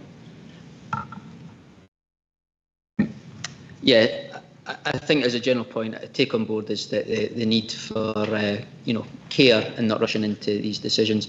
I think in terms of the opportunity to free up assets by moving them to Angus House, I think a lot of the low-hanging fruit, to use that term, has been taken through the Agile plan, in that we went from 42 properties to 8. And we've delivered capital receipts of around 3.5 million, with close to another 500,000 pending. So we've delivered a lot of that through the Agile strategy already. So perhaps there isn't great opportunity. Some of the things that are highlighted in terms of potential future uses, we've got small scale where we still rent property for storage, for example. So potentially we could move that into Angus House and stop paying for storage. So I would say yes, there are opportunities, but not to the scale that we've seen through the reduction from the 42 to the 8 properties. Okay, any other questions? Yeah, we'll go to comments now. Thank you, Councillor Brace. Yes, I've seen some commentary on social media criticising Angus Council for the cost of the marketing exercise, which hasn't resulted in a sale. But, I think it was entirely the right thing to do, and I think the cost of the marketing exercise was trivial in the greater scheme of things, because what we have got now as elected members is a very accurate valuation of that building, and well worth the small amount of money that we've spent exposing it to the market. Thanks. Thank you. Councillor Cheap. Yeah, I'll be a bit contentious, but I remember this debate when it started off here. And I'm glad to hear, that we would be retaining Angus House. It's only 18 years since it was built, and it should be fit for purpose. So I think realistically, we've got to remember that out with Angus House, we have 2 other big properties here sitting in Forfar. I'd like to know what if we were to, as an option, be emptying these by county buildings and municipal bound buildings to Angus House to fill up Angus House, which is going to be occupied anyway, what the operational cost savings could be from doing just that, because that's got to be looked at as part of this process. Because running three properties when we've got one already in existence under occupied surely is a false economy. So I think that should be looked at as part of the process. As far as people call it locality hub, it can still be a locality hub at Angus House.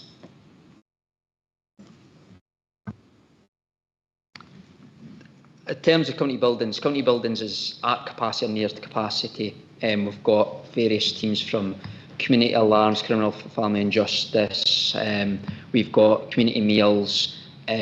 We've got welfare rights. I'll miss teams out, but a lot of the front page we're meeting customers. That would not fit in Angus House. It's far exceeds the capacity we've got available to Angus House. In terms of your point about it being a locality hub at Angus House, that was considered back as part of the Agile programme. It's the location. The principle of the locality hubs is it's somewhere that is more readily accessible from a bus route or from a town centre, and county buildings is considered more so than Angus House. I appreciate, Councillor Cheap, you may have a different view, but that was the conclusion that was formed. In terms of where we're based just now in town county buildings, I think it's already been raised by a couple of members, and we'll take that on board. I think, yeah, I accept it because it's a smaller footprint. We couldn't fit county buildings in Angus, but town and county buildings perhaps. But there'd be a lot to think about in terms of exit plans for the buildings, and too much to get into the detail right now, other than to say I take on board the comments from members today. Councillor MacDonald, then Councillor Boyd. We see you waving. Thank you. And then Councillor Meehan. Thanks, Provost. My thunder has somewhat been stolen by Councillor Cheap and Councillor Shepherd.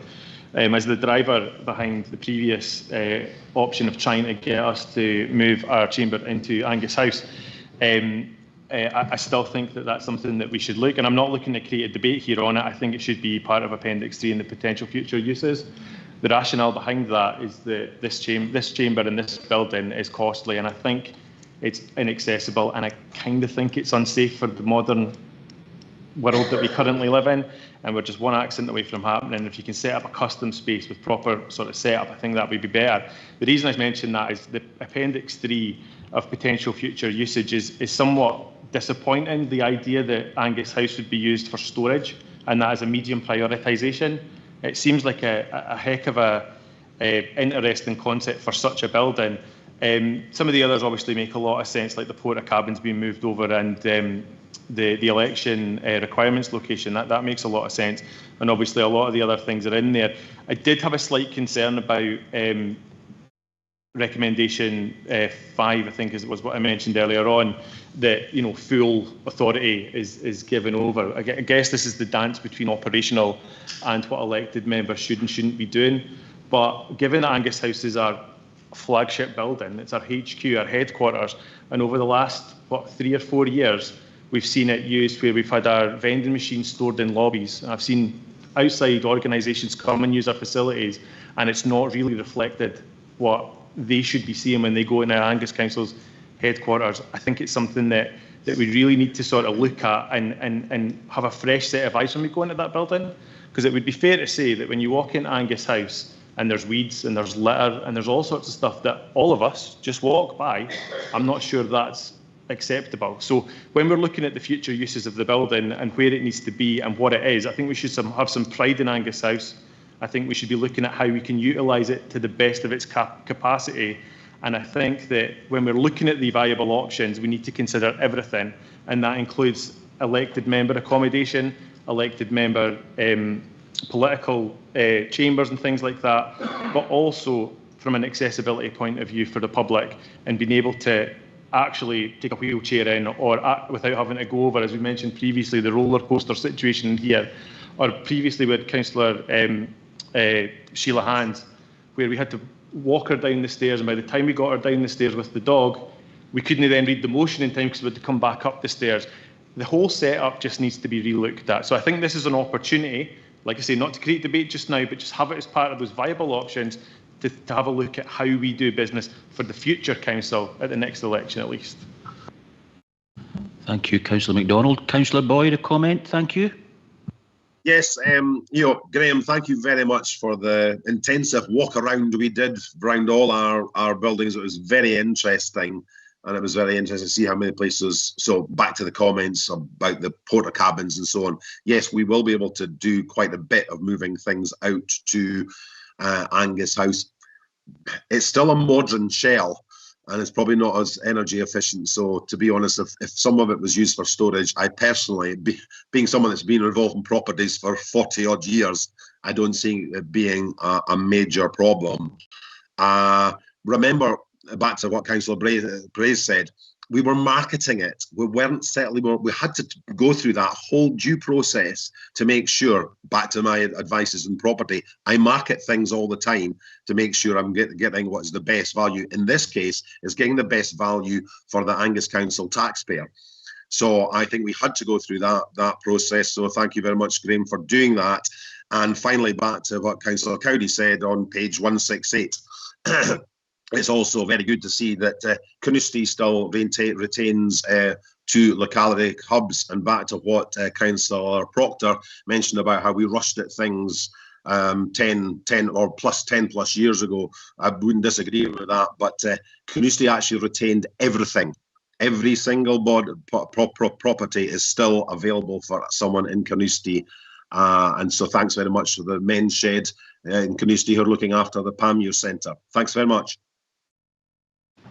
Thank you. Councillor Meek, any comment? Thank you, Provost. I'm sure we would all agree that all properties should be looked at on a regular basis. No one's going to disagree with that. I would just like to thank Mr. Daly and his staff. They were asked to do something last May. They've done that. They've come back with the results, and that's where we are now. So I would just like to say to Mr. Daly and his staff, thank you very much. Thank you. Councillor Duff? Yeah, thanks, Provost. Yeah, I think I would agree with Councillor Meehan there. I'd make a few points. I mean, we've had the previous report on our climate change, etc. It's worth remembering that going down to the number of buildings we've got now, we've saved a huge amount of energy and reduced our carbon emissions significantly, and that's one of the benefits of the IGL programme. I think the decision in the paper to retain Angus House is the right decision. Let's not finger point about what we might have said and done a year ago. That's where we are. Thankfully, we didn't get a mediocre offer for it, which we might have been tempted to accept. I think Mr. Daly summarised it very well by saying that we live in an uncertain world. We don't know what the demands are, and retaining Angus House, I think, is the right decision strategically. We may need it, and we may need it more than we think we'll need it. And I think it is the right decision. So yeah, I would support that. And I would like to thank Mr. Daly and his staff for all the work that was done. The tour round we got round for a wee while ago, I think, was very useful. So thanks for that. Thank you. Councillor Gregg? Thank you, Provost. I have to say, as a Forfar member, I'm very committed to this building and its use, and I'm sure Councillor McLaren, Councillor Devine and Councillor Clark would probably agree with me. With regards to how much it costs, I have those figures to hand as it's part of the Forfar Common Good. So for this building, it's £25,300 per annum Angus Council pay within to the Forfar Common Good. I would argue this building is very underused, and as such I've already had discussions with my ward colleagues about what we can do to further increase the use of this building. I think what distinguishes this building between Angus House is the fact that this is, and I've said this before when this first came back up in 2022, this is the democratic home of Angus Council, and this is where the elected members reside. These are our buildings. Councillor MacDonald mentioned about space in Angus House. You have space here. It's your home too. You can come in here whenever you want and use the space anytime you want, as can any other elected member. The registrars use the camera room almost on a weekly basis to perform weddings. They also perform citizenship ceremonies. So again, the democratic function is here at the heart of Angus in these buildings. I know it's not part of this agenda, but as a Forfar member, it would be remiss of me not to defend this place to the hilt. Thank you. Councillor Melville, thank you. Yeah, thank you. And I appreciate the comments that Councillor Gregg has just made, and quite right as a local member, I suppose, to stick up for this building. I agree with Councillor MacDonald, and I don't want to start a debate on this, but I do think it's worth reflecting that the last time we dealt with a major piece of business, there simply wasn't enough room in this chamber for members of the public, so much so we had to create overfill space in another part of this building, and that was doable and that was fine, but I don't think it's efficient, nor do I think it's a good use of space. Indeed, next week we're going to have to move into Angus House to deal with the next major piece of business, because there is not likely to be enough space in this building to deal with all of the interested parties. And I think we should just reflect on that. And again, I'm not looking to start a debate now, but I hope that will be taken into consideration when Mr Daly goes through these issues. Thank you, Councillor Melville. Councillor Proctor? Thank you, Provost. Again, I'd just like to thank Mr Daly and his team for all the work. And I just feel that now we have the opportunity to do a bit of crystal gazing, look into the future and choose the building that is most suitable for council officers, for elected members and accessible to members of the public, with parking near at hand. And I'm kind of understand where Councillor Gregg is coming from, but I do feel that Angus House in the future gives us the chance to achieve all these things. So we've got to really be brave and, as I say, look into the crystal ball in the long term. Let's not rush it and make the correct decision. But this has actually brought this point to the head, and I hope we go ahead in the correct and timely manner. Thank you. Thank you. Anyone else? Councillor Scott? I'm going to change the subject if that's okay. Again, Provost, I would like to thank Mr Daly for his work and that of your team. However, I will just highlight my, again, disappointment that there isn't a locality hub in Regan. You knew I was going to say it, Mr Daly. We can't get through a meeting that I don't say it. Montrose Townhouse is an 18-mile round trip, and I do know that the staff in Angus Council struggle, and it is one of the things that they've highlighted, because it is difficult to work with people in Regan because there is no locality hub.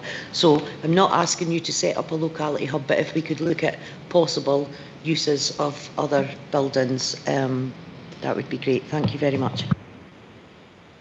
Councillor Gall, thank you. Thank you, Provost. Just quickly to say that every building has compromises, but we would never be able to afford to build Angus House now. So although there are running costs and etc. to look at, there, with every risk, there's a huge opportunity. And I think that building does have a good future, and it would have been a shame to see it go, just because we have to see it as an asset and something will come out of it. So I'm kind of glad with the situation. Thank you. Anyone else? Councillor Bray, thank you.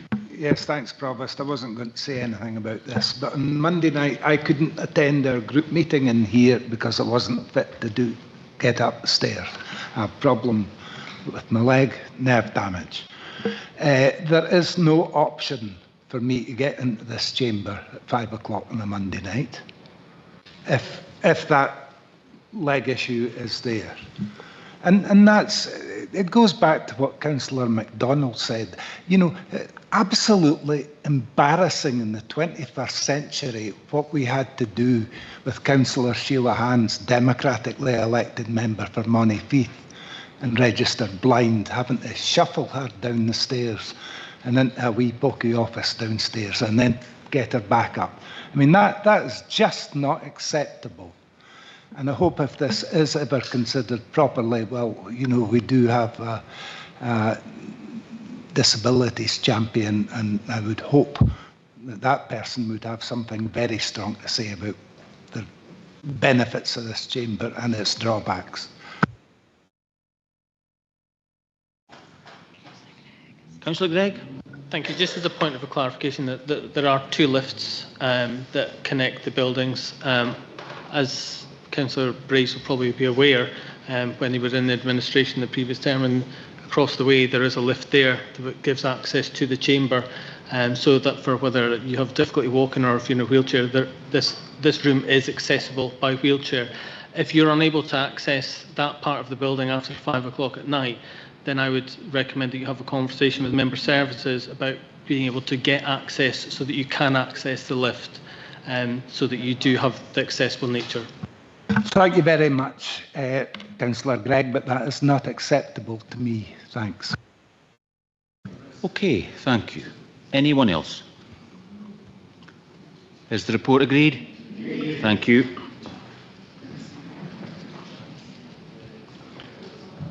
Okay, members, agenda item number 15 is the Development Plan Scheme and Participation Statement 2025 and Ms Patterson is going to introduce this report. Thank you. Thank you, Provost. This report seeks approval of the Development Plan Scheme and Participation Statement for the Local Development Plan for 2025. The purpose of the Development Plan Scheme is to detail the Council's programme for preparing and reviewing the Local Development Plan in line with the relevant legislative requirements.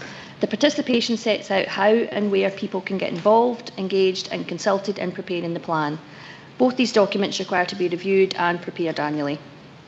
The overall content and structure of the document is much as the same as it was in 2024. The draft participation statement was published for consultation as required by legislation in September for 4 weeks. Overall, the results from the consultation illustrated that the proposed methods and audiences for engagement, both online and physical and in person, were agreed by almost all participants who responded to the consultation. There was some suggestion around the need for more physical and in-person engagement processes and suggestions for better outreach to certain groups, which will be picked up in due course. Legislation requires the Council to detail if there are any changes to the timeframe for the preparation and production of the new local development plan. The timetable has changed and it has increased by approximately 12 months due to a number of factors. These include staff and other resource challenges, difficulty in obtaining evidence and data from a wide range of stakeholders, and other legislative requirements such as the publication of a police efficiency assessment.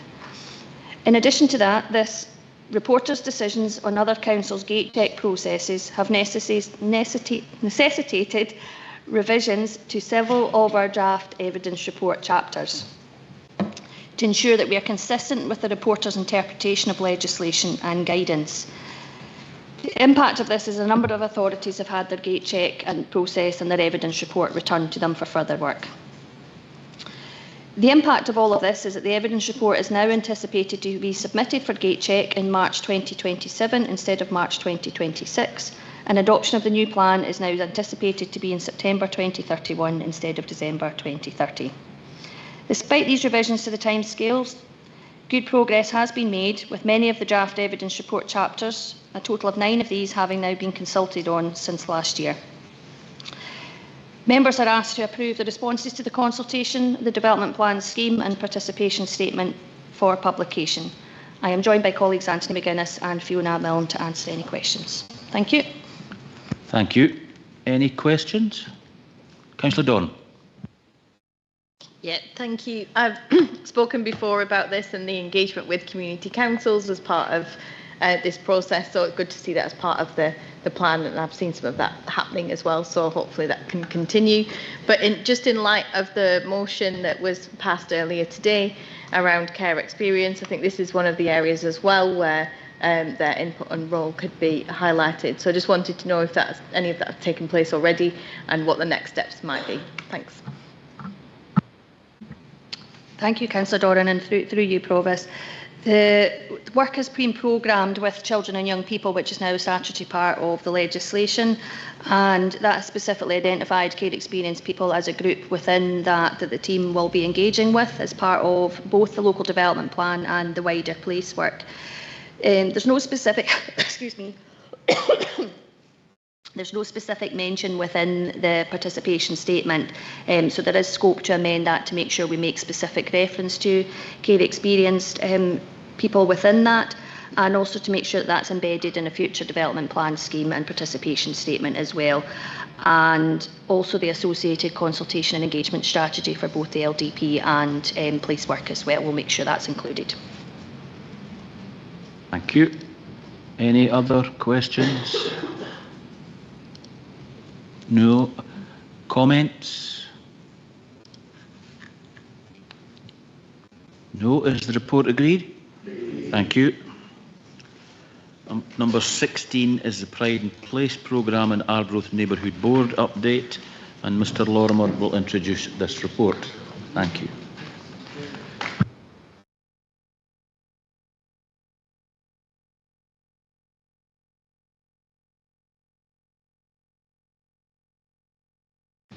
Thank you, Provost.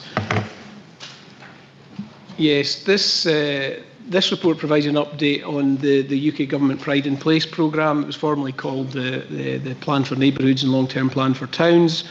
The report advises of a significant milestone having been reached in the recent past with the development and submission to Government of the regeneration plan, and alongside that an initial investment plan that's been prepared by the Arbroath Neighbourhood Board. Now the board, which is important to remember, are made up entirely of volunteers. Has spent much of the last year engaging with the local community to develop the plan. So submission of the regeneration plan is an important step towards starting to deliver a number of the proposed projects and interventions. The regeneration plan was submitted by the 28th of November deadline, and the feedback on that plan is now awaited from UK government officials. The report before Council, as previously agreed, that the Council has taken on the role of the accountable body in relation to the funding, but it's ultimately the Neighbourhood Board which is making the decisions on how the 20 million of funding is being spent. The report, as well as advising Council today about the submission of the regeneration plan, also provides an update on the work that's been done to put in place the necessary governance arrangements for the programme. So oversight of how this public money is spent is an essential part of the Council's role for the programme, and officers are continuing to work with the board to put in place all of the, once we're into the sort of main spending phase, to put in place the necessary arrangements to allow that to happen. The Neighbourhood Board do intend to share the content of the regeneration plan once feedback from UK Government has been obtained. So it's not in the public domain at the moment, prior to getting feedback from UK Government officials. Happy to try and answer any questions, Provost. Thank you. Thank you, Mr Lorimer. Councillor Bell, thank you. Thank you, Ian. It's interesting to see the term pride in place being resurrected again in this council. I'm a bit concerned, or that's an understatement, around the role of the council as an accountable body, or as the accountable body here. And despite the mitigating actions highlighted in the paper, I still think that leaves us exposed. So can you maybe develop the narrative around that a bit for us and give us a greater level of assurance that any financial or legal impacts are adequately being mitigated? Thank you. Through yourself, Provost. Thank you, Councillor Bell.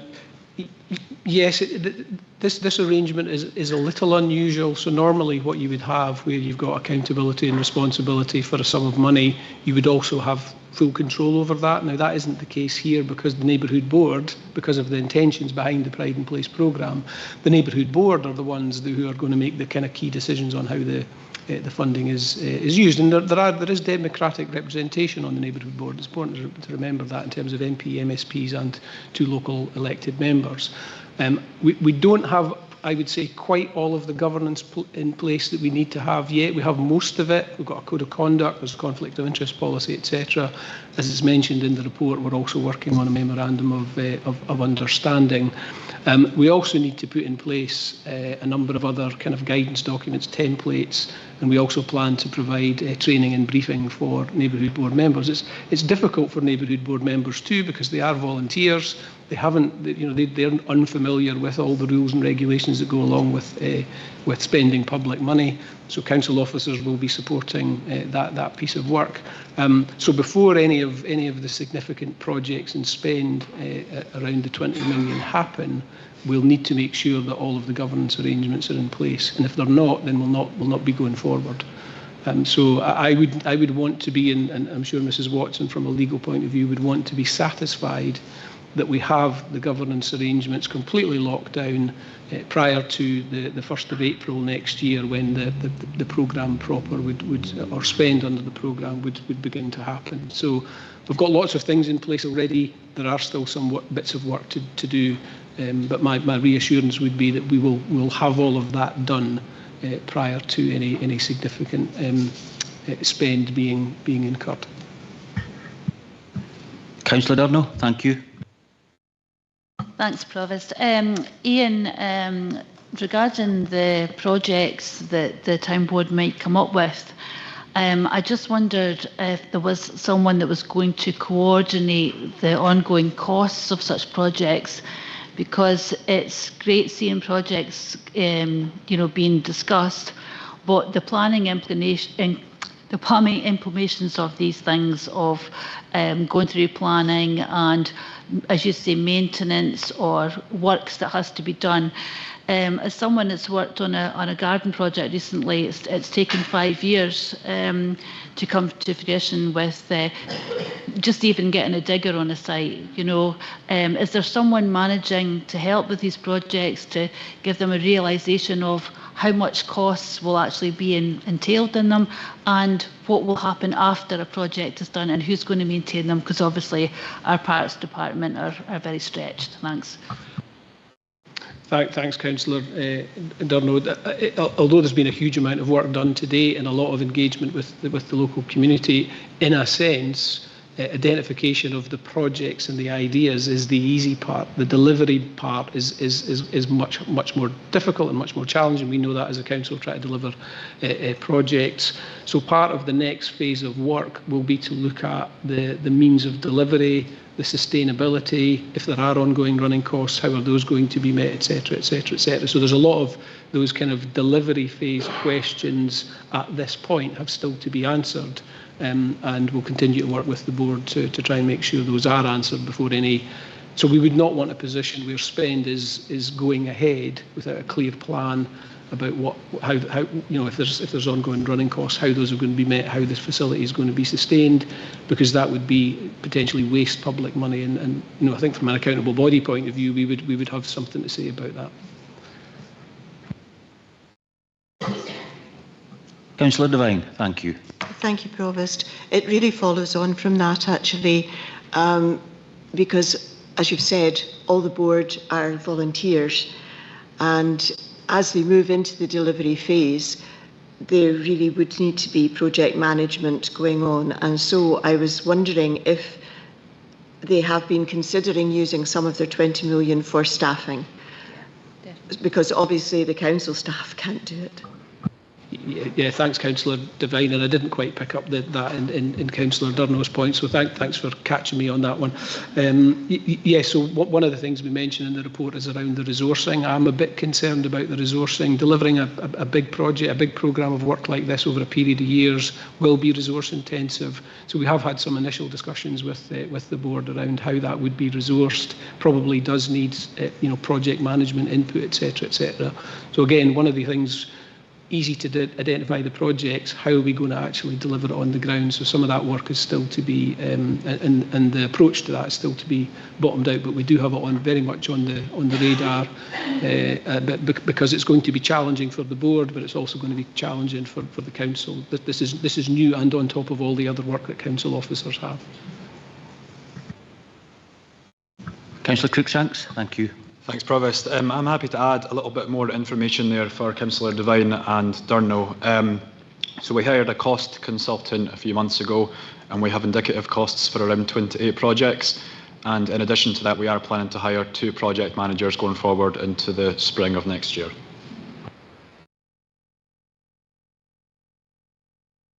Councillor Cowdery.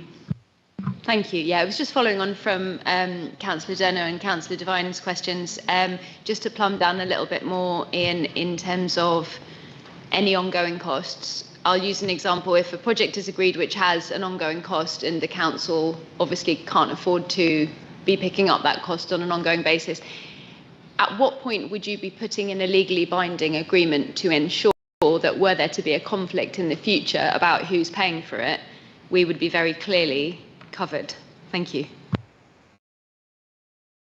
Yeah, thanks, Councillor Cowdery. So the funding that's coming, most of it is capital, but some of it is revenue, and it's a 10-year programme.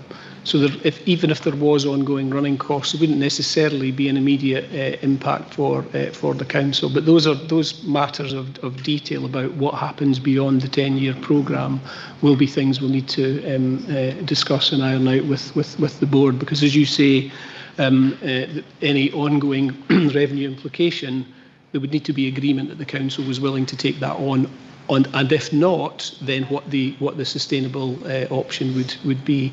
One of the other parts of how the board and the funding works is it might be possible for the board to leverage in additional ongoing revenue for itself. I don't mean for itself, but to use to meet running costs. So, for example, if there's a hire of buildings and that sort of thing, or rentals, that can help to sustain some of the running costs.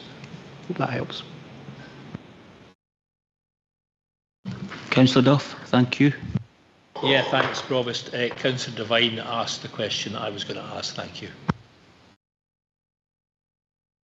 Okay, thank you. Councillor Meekin. Thank you, Provost. I don't mean to be a meanie, but I just wanted to check that there's obviously a fair input to the board in support from Angus Council officers. Now, we know how busy everybody is in Angus Council, and I wondered, is there recompense for the work and the input from Angus Council to the board? So we have had some discussions about the supporting the input from the council. We haven't completely agreed and signed off on that, but it is part of the discussions we're having.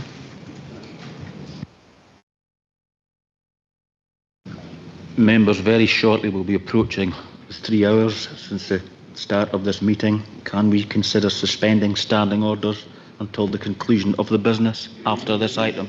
Thank you. Okay, any comments? No comments? No. There are 3 recommendations then. Is this report agreed? Thank you. Agenda item number 17 is interim review of polling places, and Mrs. Lindsay is going to introduce this report. Thank you. Thank you, Provost.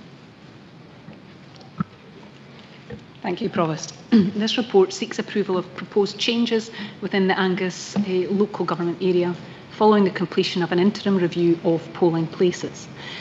Following the UK parliamentary elections in July 2024, a number of polling places were identified as either no longer suitable or no longer available for use, and as such an interim review of polling places was carried out.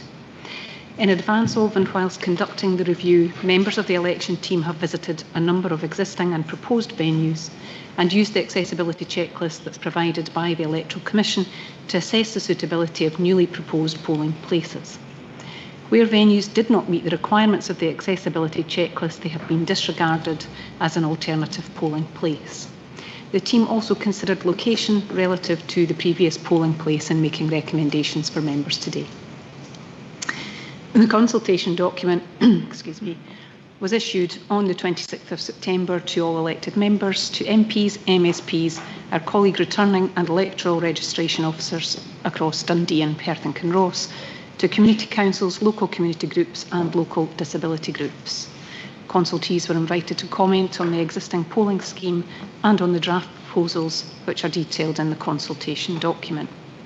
A public consultation phase of the review then commenced on the 29th of September and concluded on the 7th of November.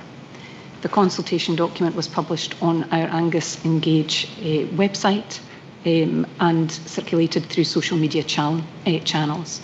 Copies were also made available at council buildings and in public libraries across Angus. Representations were welcomed from all interested parties, including any person or body with expertise in access for persons with any type of disability. Consultees were asked that any comments regarding existing polling places, wherever possible, be accompanied by suggestions for any alternative venues which may be suitable for use as a polling place, so these might be considered. During the consultation period, one formal representation was received. Members will see this detailed at Appendix 1. Members are also asked to note that following the conclusion of the review, the election team were advised that Warncliffe Hall in Newtile would no longer be available to use as a polling place, although due to the timing of this notification, it had not been included in the consultation phase itself. It is therefore proposed that members agree to the alternative use of Newtile Legion Hall, which was used as an interim polling place in 2024 and has been assessed using the Electoral Commission checklist as suitable. It's proposed that a retrospective consultation is undertaken to ensure that all stakeholders and members of the public are given the opportunity to comment on the change, and the election team will review all submissions received and provide any feedback to myself as Returning Officer. The report seeks member approval of the recommendations as detailed in the report to allow officers now to make the necessary time-critical arrangements in advance of our forthcoming Scottish parliamentary election in May 2026. I've got a number of members of the election team present here to answer any questions that members may have. Thank you. Thank you very much, Mrs. Lindsay.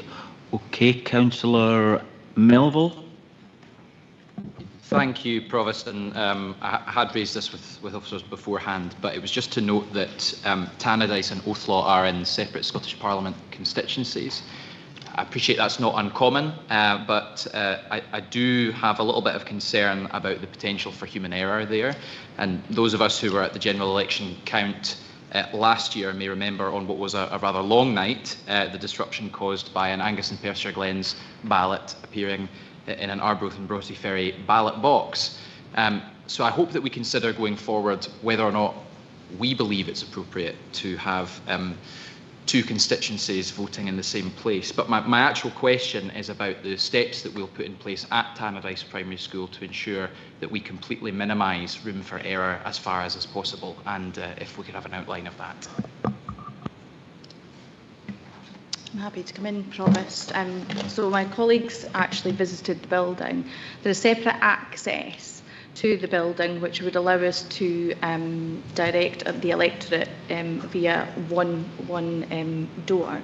What we will do, I think, in the building is that we will use some barriers so that we can separate the electorate depending on what polling station they will be visiting, and we will do some additional staff training with those staff that are to be placed in that polling place so that they can ensure that there is no crossover in terms of ballot papers. What we are likely to do is also to place an additional staff member in there so that they can provide help and advice to the electorate as well. Thanks for that, I appreciate that. Councillor Shepherd. Thanks, Provost. In the report, it mentions that Arburlet Church Hall is no longer available for use as a polling place within my own ward. And it says that other buildings were visited as alternatives, but none were suitable. I just wonder if you could give a little bit more detail on that, just given that it is quite a distance for voters to travel from Arburlet to the proposed Arbroath Sports Centre. Thank you. Could I defer to my colleagues just sitting to the side? They actually visited the stations. Thank you. Thank you for the question, Councillor Shepherd. We visited Arbroath Bowling Club, which we found that the access, because it's up a hill and the access is quite narrow, that it wasn't suitable and didn't meet the checklist requirements. And we also reached out to Arbroath Golf Club, but they indicated that the facilities that they had weren't accessible, so we didn't go and visit. Thank you. Councillor Clark, thank you. Thanks, Provost. In the first instance, I hope you'll see this as a positive question, Mrs. Lindsay, because I will comment later on. It might not be seen to be too positive. But in the first instance, can I just ask a question? When you mention the time critical, and I do get that because we're already in campaign mode for next year. When you mention the time critical, and I did everything here, and I'll just go to page 263, sorry, where forfeit is. Now, I'm not going to go into any of these details there. I'll do that later, if I may, Convener. But I would just like to ask, is this bit of the works, the bit of the exercise today, set in stone, or can I make changes? Through yourself, Provost. So in terms of the review that's been undertaken and in terms of the process, this is an interim review. So we've only concentrated on the polling places that are no longer suitable or available. In terms of Forfar, that was subject to the statutory consultation in 2023 and presented to elected members, similar to we're doing with this interim review, with no proposed changes at that time. That said, I have had some discussions with local elected members around the polling stations within Forfar. It's a larger piece of work than we would want to undertake for an interim review, in that we would have to revisit all of the street lists and all of the polling places. So at this time, there are no proposed changes to the Forfar polling stations. Back in a minute, please, Convener. Provost, I'd like to make a comment later on, but I accept what the officer says just now. Thank you. Councillor Durno. Thanks, Provost. I'm noting on my list for Arbroath East and Lunan that we no longer have a polling place in the vicinity of the Mayfield Shops Cliffburn area. Looks like our electorate there will need to go to the Olden Abbey Church Hall or go to the Medbank Inn. Now, some people are not able, for accessibility reasons, to travel that far, and also, price of taxis, etc., to get to these polling stations. That they probably, if it's raining, they probably wouldn't bother. So I just wondered if maybe we could look at, we haven't got Hayseeds, we haven't got St Thomas's School or anything there now. We could look at this again and see if we could get another area, because it's just too far for people to travel. Thank you. Through yourself, Provost. Just to confirm again, similar to Councillor Clark's query, the Arbroath polling stations were not included because this is simply an interim review. We could look at it in terms of the next statutory review, which has to happen within a 5-year period from 2023. But I mean, I'm happy for myself and the team to look at this in the round and ensure that we have allocated polling places that are sufficiently close to the electorate wherever possible. If you could, that would be great. Thank you. Councillor Whiteside, thank you. Thanks, Provost. In terms of the new polling place in Montefieth at the Montefieth Activity Centre, that is very close to the other polling station in Montefieth and quite a distance from some of the residents. Just wondering if there was any consideration given to the use of the learning campus in its place. So whilst we didn't consider it fully, it's obviously we've looked at a number of polling places throughout Montefieth. The proposal to move from Gerrard Hall to the Montefieth Activity Centre was chosen because it's a very short distance from where the current polling station polling place was. In terms of the campus, there are a number of issues, I think, with that, in that there's perhaps no separate entrance or separation that we could do in terms of the pupils and the electorate, and also its exam time. So we would have to consider potentially closing the school for that day. Okay, any other questions? Any comment? Councillor Clark, thank you. Thanks very much, folks. Just a wee bit of history. I won't keep you a minute, I promise. When I came here in 2017, having retired from Aberdeenshire politics, I went straight in as a volunteer to Forfar Community Council as a chair, and served quite a few years there. It became quite clear, and I want to apologise if I've missed any boats, okay? If I should have filled in forms or whatever. I was quite busy. But it became abundantly clear to me, looking through all these areas on page 263, we've got a whole nucleus, well, it's about 4, stuck together in polling stations. They're all within my walking distance, which I walk a lot, I suppose it's easy for me. But that was not good for outlying areas. In the outlying area, the first one is a densely populated area, starting at Gallashade Road, and the houses which climb from there, our housing stock, which is very densely populated, and have chapped a lot of doors there.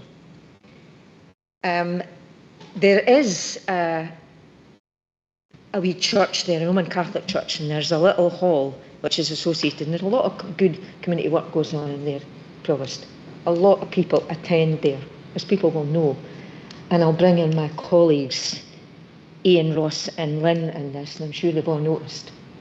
So I'm dismayed to think that we would have to wait so long. I accept that I've probably missed the boat, but I am quite dismayed and a wee bit disappointed that nothing is likely to be done in time for May. I get that, it's a big piece of work.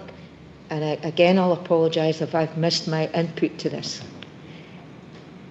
The next elections would be in 27, so good grief, I hope it would be sorted then. Because as I said earlier, there are, excluding Lunan Head, which is extraneous but integral at the same time, but there's 4 areas and they're all kind of close. And then you've got this area, and I don't want to ever think that people are disadvantaged in any way, and I would never like anybody to think I'm saying they're disadvantaged. They're constituents, the same as anybody else, and I'm certainly no grandstanding, that is not my way. But I am actually disappointed that we can't reconsider this. I can understand the big piece of work that would be involved. I get that. I've been around politics a long time. But I'm speaking on behalf of people. I'd like to see them at least get a chance to have a look at that church hall, which is open there to people for all sorts of community activities. Well, if voting in an election is no community activity, I really don't care what is.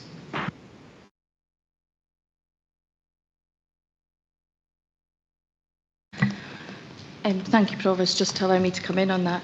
In terms of our statutory review, there were no comments from the electorate in 2023 and nothing further received in relation to the interim review. Now, I understand that we weren't proposing changes, but it was still, the option was still available to make public comment in relation to the current polling stations, as well, with an alternative to be proposed by those that made any comments. But as I say, there was no comments received.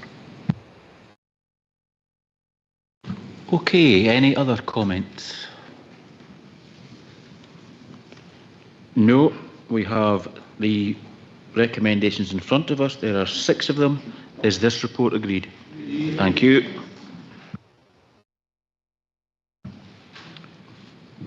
Members, agenda item 18 is a review of scheme of establishment of community councils, and Audrey Meeke is going to introduce this one. Thank you. Thank you, Provost. This paper gives details on the model scheme of establishments for community councils, which was issued in 2023. Time has been taken to meet and discuss the scheme with community councils, and all Angus community councils have been engaged on the scheme. Changes have been suggested, and those changes have been included in the draft scheme and are noted in Appendix 2. The consultation on the draft scheme of establishment has been carried out with both the public and community councils, during which time no further changes were proposed. There has also been a request for a more robust complaint system for community councils, as none was in place. It was referred to the council complaint procedure. This has also been developed in partnership with the community councils, and following today's approval, the complaints procedure will be implemented along with the scheme in January. The papers lay out the details of the new scheme, the complaints procedure and feedback from the consultation, and it is recommended that the Council approve the draft revised scheme annexed in Appendix 1, and notes that if approved, the revised scheme will come into effect on the 1st of January 2026. And I've got Claire Thompson online to answer any questions. Thank you, Audrey. Are there any questions? Councillor Bell, thank you. Thank you, Audrey. And I think I've probably been one of the ones that talking about the complaints procedure that can be implemented and delivered on. So I appreciate that. And in terms of training it out to community councils, what are your plans around that? Please, thanks.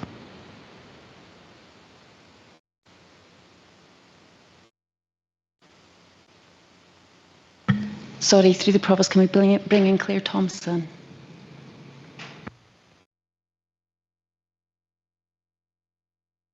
Good afternoon. Can you hear me? Yeah, thank you. If the report is agreed, we will be updating all community councils, and we're looking to have a training session, an update session on the complaints procedure. They were, as Councillor Bell said, very eager to have a complaints procedure because they didn't have a timeline, etc. before. We will be encouraging all community councils to try and resolve issues locally, but we will also be giving them some training based on the Scottish Public Service Ombudsman resolution procedures in the near future. Thank you, Claire. Any other questions? No. Any comments? Councillor Clark, thank you. This time it's a bit more positive. Claire, good to see you again. And I really would want to commend your work as well for yourself. Because, as I said earlier, I served for many, many years, both in Aberdeenshire and here now, believe firmly in community council. It's not just a statutory body, it's very important, and where a lot of volunteers learn about things and they become elected members. So I'm really pleased about that. And training is always the gateway to everything, ladies. You know that, you're in it. So I'm really pleased about that. And a recent feeling of things that are not just quite so good when people needed a bit of help. So the council's there to give that, is that supportive body. So it's not all going to be bad from me this afternoon. So thank you so much. Councillor Proctor, thank you. Thank you, Provost. A comment, Claire, thank you for producing this. Every community council is not the same. One size doesn't fit all. In my ward there are 6, well there are 5 at the moment, one trying to reform. And I was chair of my local community council for 12 years, so I understand. And I think all this information and this help, particularly what you produced today, I think that will be warmly welcomed by all. Thank you. Thank you. Councillor Cheap, thank you. Yeah, thanks, Provost. And thanks, Audrey, with this, because it's great to see, reading through this, that our community councils, which are lifeblood of our communities, and have engaged so much with this and have been consulted on. So that everything that they have contributed is being wrapped up in all of this and gives them almost a Bible to work with going forward. So it's just, many of us here work very, very closely with our community council, maybe others not quite so much, but it's so important to us to be able to support them and go along to them. And so thanks very much for the effort put into this. Thank you. Councillor Brace, thank you. Yes, thanks. I'll be brief. I think we're in different territory now with community councils than we've been in the past, or at least with some, because some community councils are responsible for very large sums of money now. I know 2 of my community councils, Montrose and Berryden and Craig, have benefited greatly from Sea Green funding. And of course, having that responsibility for large sums of money, there needs to be good scrutiny of what exactly they're doing and making sure that the governance is probably tighter than it's ever needed to be before, especially where community councils didn't really have much by way of budget. So really good that this work's been done, and because I think we do need to make sure that community councils who do have big sums of money to deal with are getting proper training if required, and making sure that they're well aware of their responsibilities. Okay, thanks. Thank you. Councillor Blaze, any other comments? No. You have the recommendations in front of you. There are 2 of them. Is this report agreed? Thank you very much. Agenda item number 19 is the Equalities Mainstreaming Report 25-27 and Equality Outcomes 25-29. And Linda Thompson is going to introduce this report. Thank you. Thank you very much. So I'm here to present to you our Equalities Mainstreaming Report, which you all have in front of you. The provision of this report forms part of our public sector equalities duties. It includes an update on progress on the outcomes that were agreed some years ago now, and an indication from the people leading on that work on what they're planning to focus on over the coming years. So it should give you a really good overview of some of the work that is going on that we're focused on. You'll see that updates come from a range of sources, and as we gathered the information this year, we recognise the need to do better in how we present this important work to you and to the public. We don't think it captures all of the things that we do, but it does capture the things that we said we would focus on. But there is more. There's a lot more that we do, and some of it you've talked about earlier on today. So we're using the format and outcomes agreed some years ago. We have a plan in development over the year ahead to engage groups and officers to design a more engaging format. And it was interesting that came up earlier in relation to one of the other reports in terms of readability and that sort of ability to present better to the public. And so we're hoping that will give us a better reflection of the range of good work that happens. So the recommendations in the report are that the Council note progress and approve the report and the outcomes that are there. So happy to take comments or questions as appropriate. Thank you, Linda. Any questions? Councillor MacDonald. Thanks, Provost. Elected members are mentioned in the report for things like modules and that, but where do we fit into the hierarchy here? Because obviously we're not employees, no. But given the sort of topics that we're discussing, I don't recall ever being, looking into this sort of thing from a sort of, where we fit into this. So is there any sort of insight as to where we would fit into this sort of thing? Do you mean in terms of governance or in terms of information about elected members? Where the elected members fit into the Angus Council pie on this? Like, should we be part of the equalities journey? We, as elected members in the chamber, we just talked about earlier about accessibility. I don't know of a formal process that we go in to discuss out with what we would necessarily just bring up. So I just wondered if we do fit into it, because elected members are mentioned in the report about training modules and things like that, but is there a wider scope for that?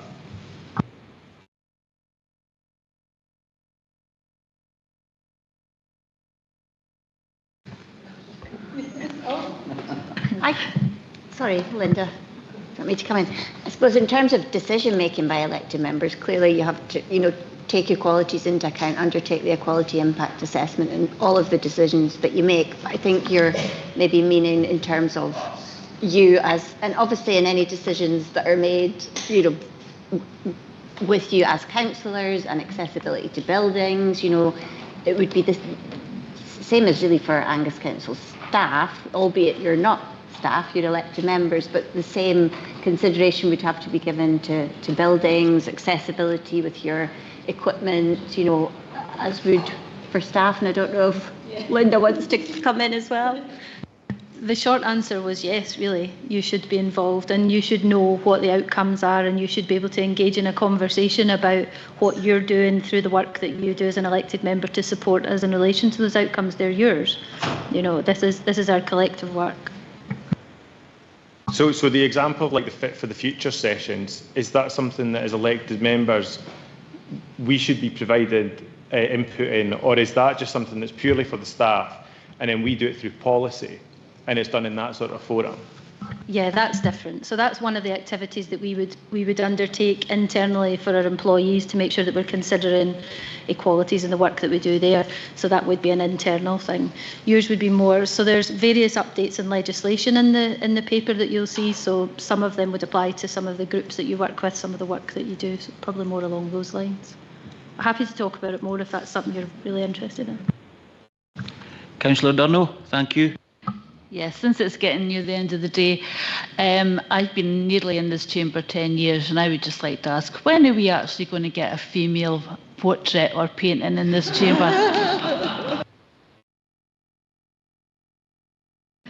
I hadn't even looked at them, so I'm not sure that's within my control, but I'm sure it's noted. Councillor Dorn. Thanks. Yeah, I was just going to ask, in some of the data, there's obviously gaps where people choose not to disclose information or answer that. Is there work going on to manage that? Because sometimes you can only do things if people do disclose it, but I understand there's lots of reasons why people may choose not to disclose it. So that makes it quite challenging to look at some of the things that we might need to look at. Thank you. That's a really helpful question. It's one of our biggest challenges, and we talked about it in relation to the motion around care experienced people as well. There's a number of people, regardless of your protected characteristic or how you've experienced life, who don't want others to know about it. They just want to keep that to themselves, and that does cause us some challenges. So internally within the organisation, there's a lot that we are doing on that. The Fit for the Future programme of work is a part of that. It's about a sort of an emphasis on our culture being open, about Catherine and other senior leaders being visible, being accessible to people, and it being safe to talk about whatever your experience has been. But we also need to demonstrate what we're doing with the data, and that's part of what we need to do better. Like, what's the impact of providing it? So one of the things that we are doing is we've talked to people about what would diverse voice groups like. So rather than just replicate the protected characteristics, what do we think the different lived experiences are within our organisation that people have that make us think we should consult them, particularly in relation to how we change our policy and practice. So definitely those kind of things make a big difference to disclosure in my experience. Thank you. Councillor Speed. Yeah, thank you. Heather's actually just asked the question that I have, and that might surprise you because usually I have about 20, but that was the question. However, you touched on that obviously the format, there's a lot of information to put into this report. It does seem to have changed slightly since the last one, just not quite the same format, and there is a lot of redactions of information. You able to just provide an update on why there's so much redaction, and I guess, can we make this as a bit more easy read and bring the whole agenda to life a bit more, please? Yeah, so the redaction is on the equality data in relation to our employees, which is towards the end of the report for those of you scrolling looking for it. And it's because we should redact if it's less than 5 people and we could potentially identify them. So that should be how we do that. That just should be how we do that. So I can only comment on what I did on this report. That's the reason why. But in terms of presentation, couldn't agree more. We need to do way better in terms of how it's pulled together. There are 3 elements that are required, and I know it's after 5 o'clock and you're all desperate to go, but they're all covered. So there's quite a lot that needs to be covered, but that doesn't mean that we couldn't cover it in a more readable fashion. But yeah, I completely agree with your comment.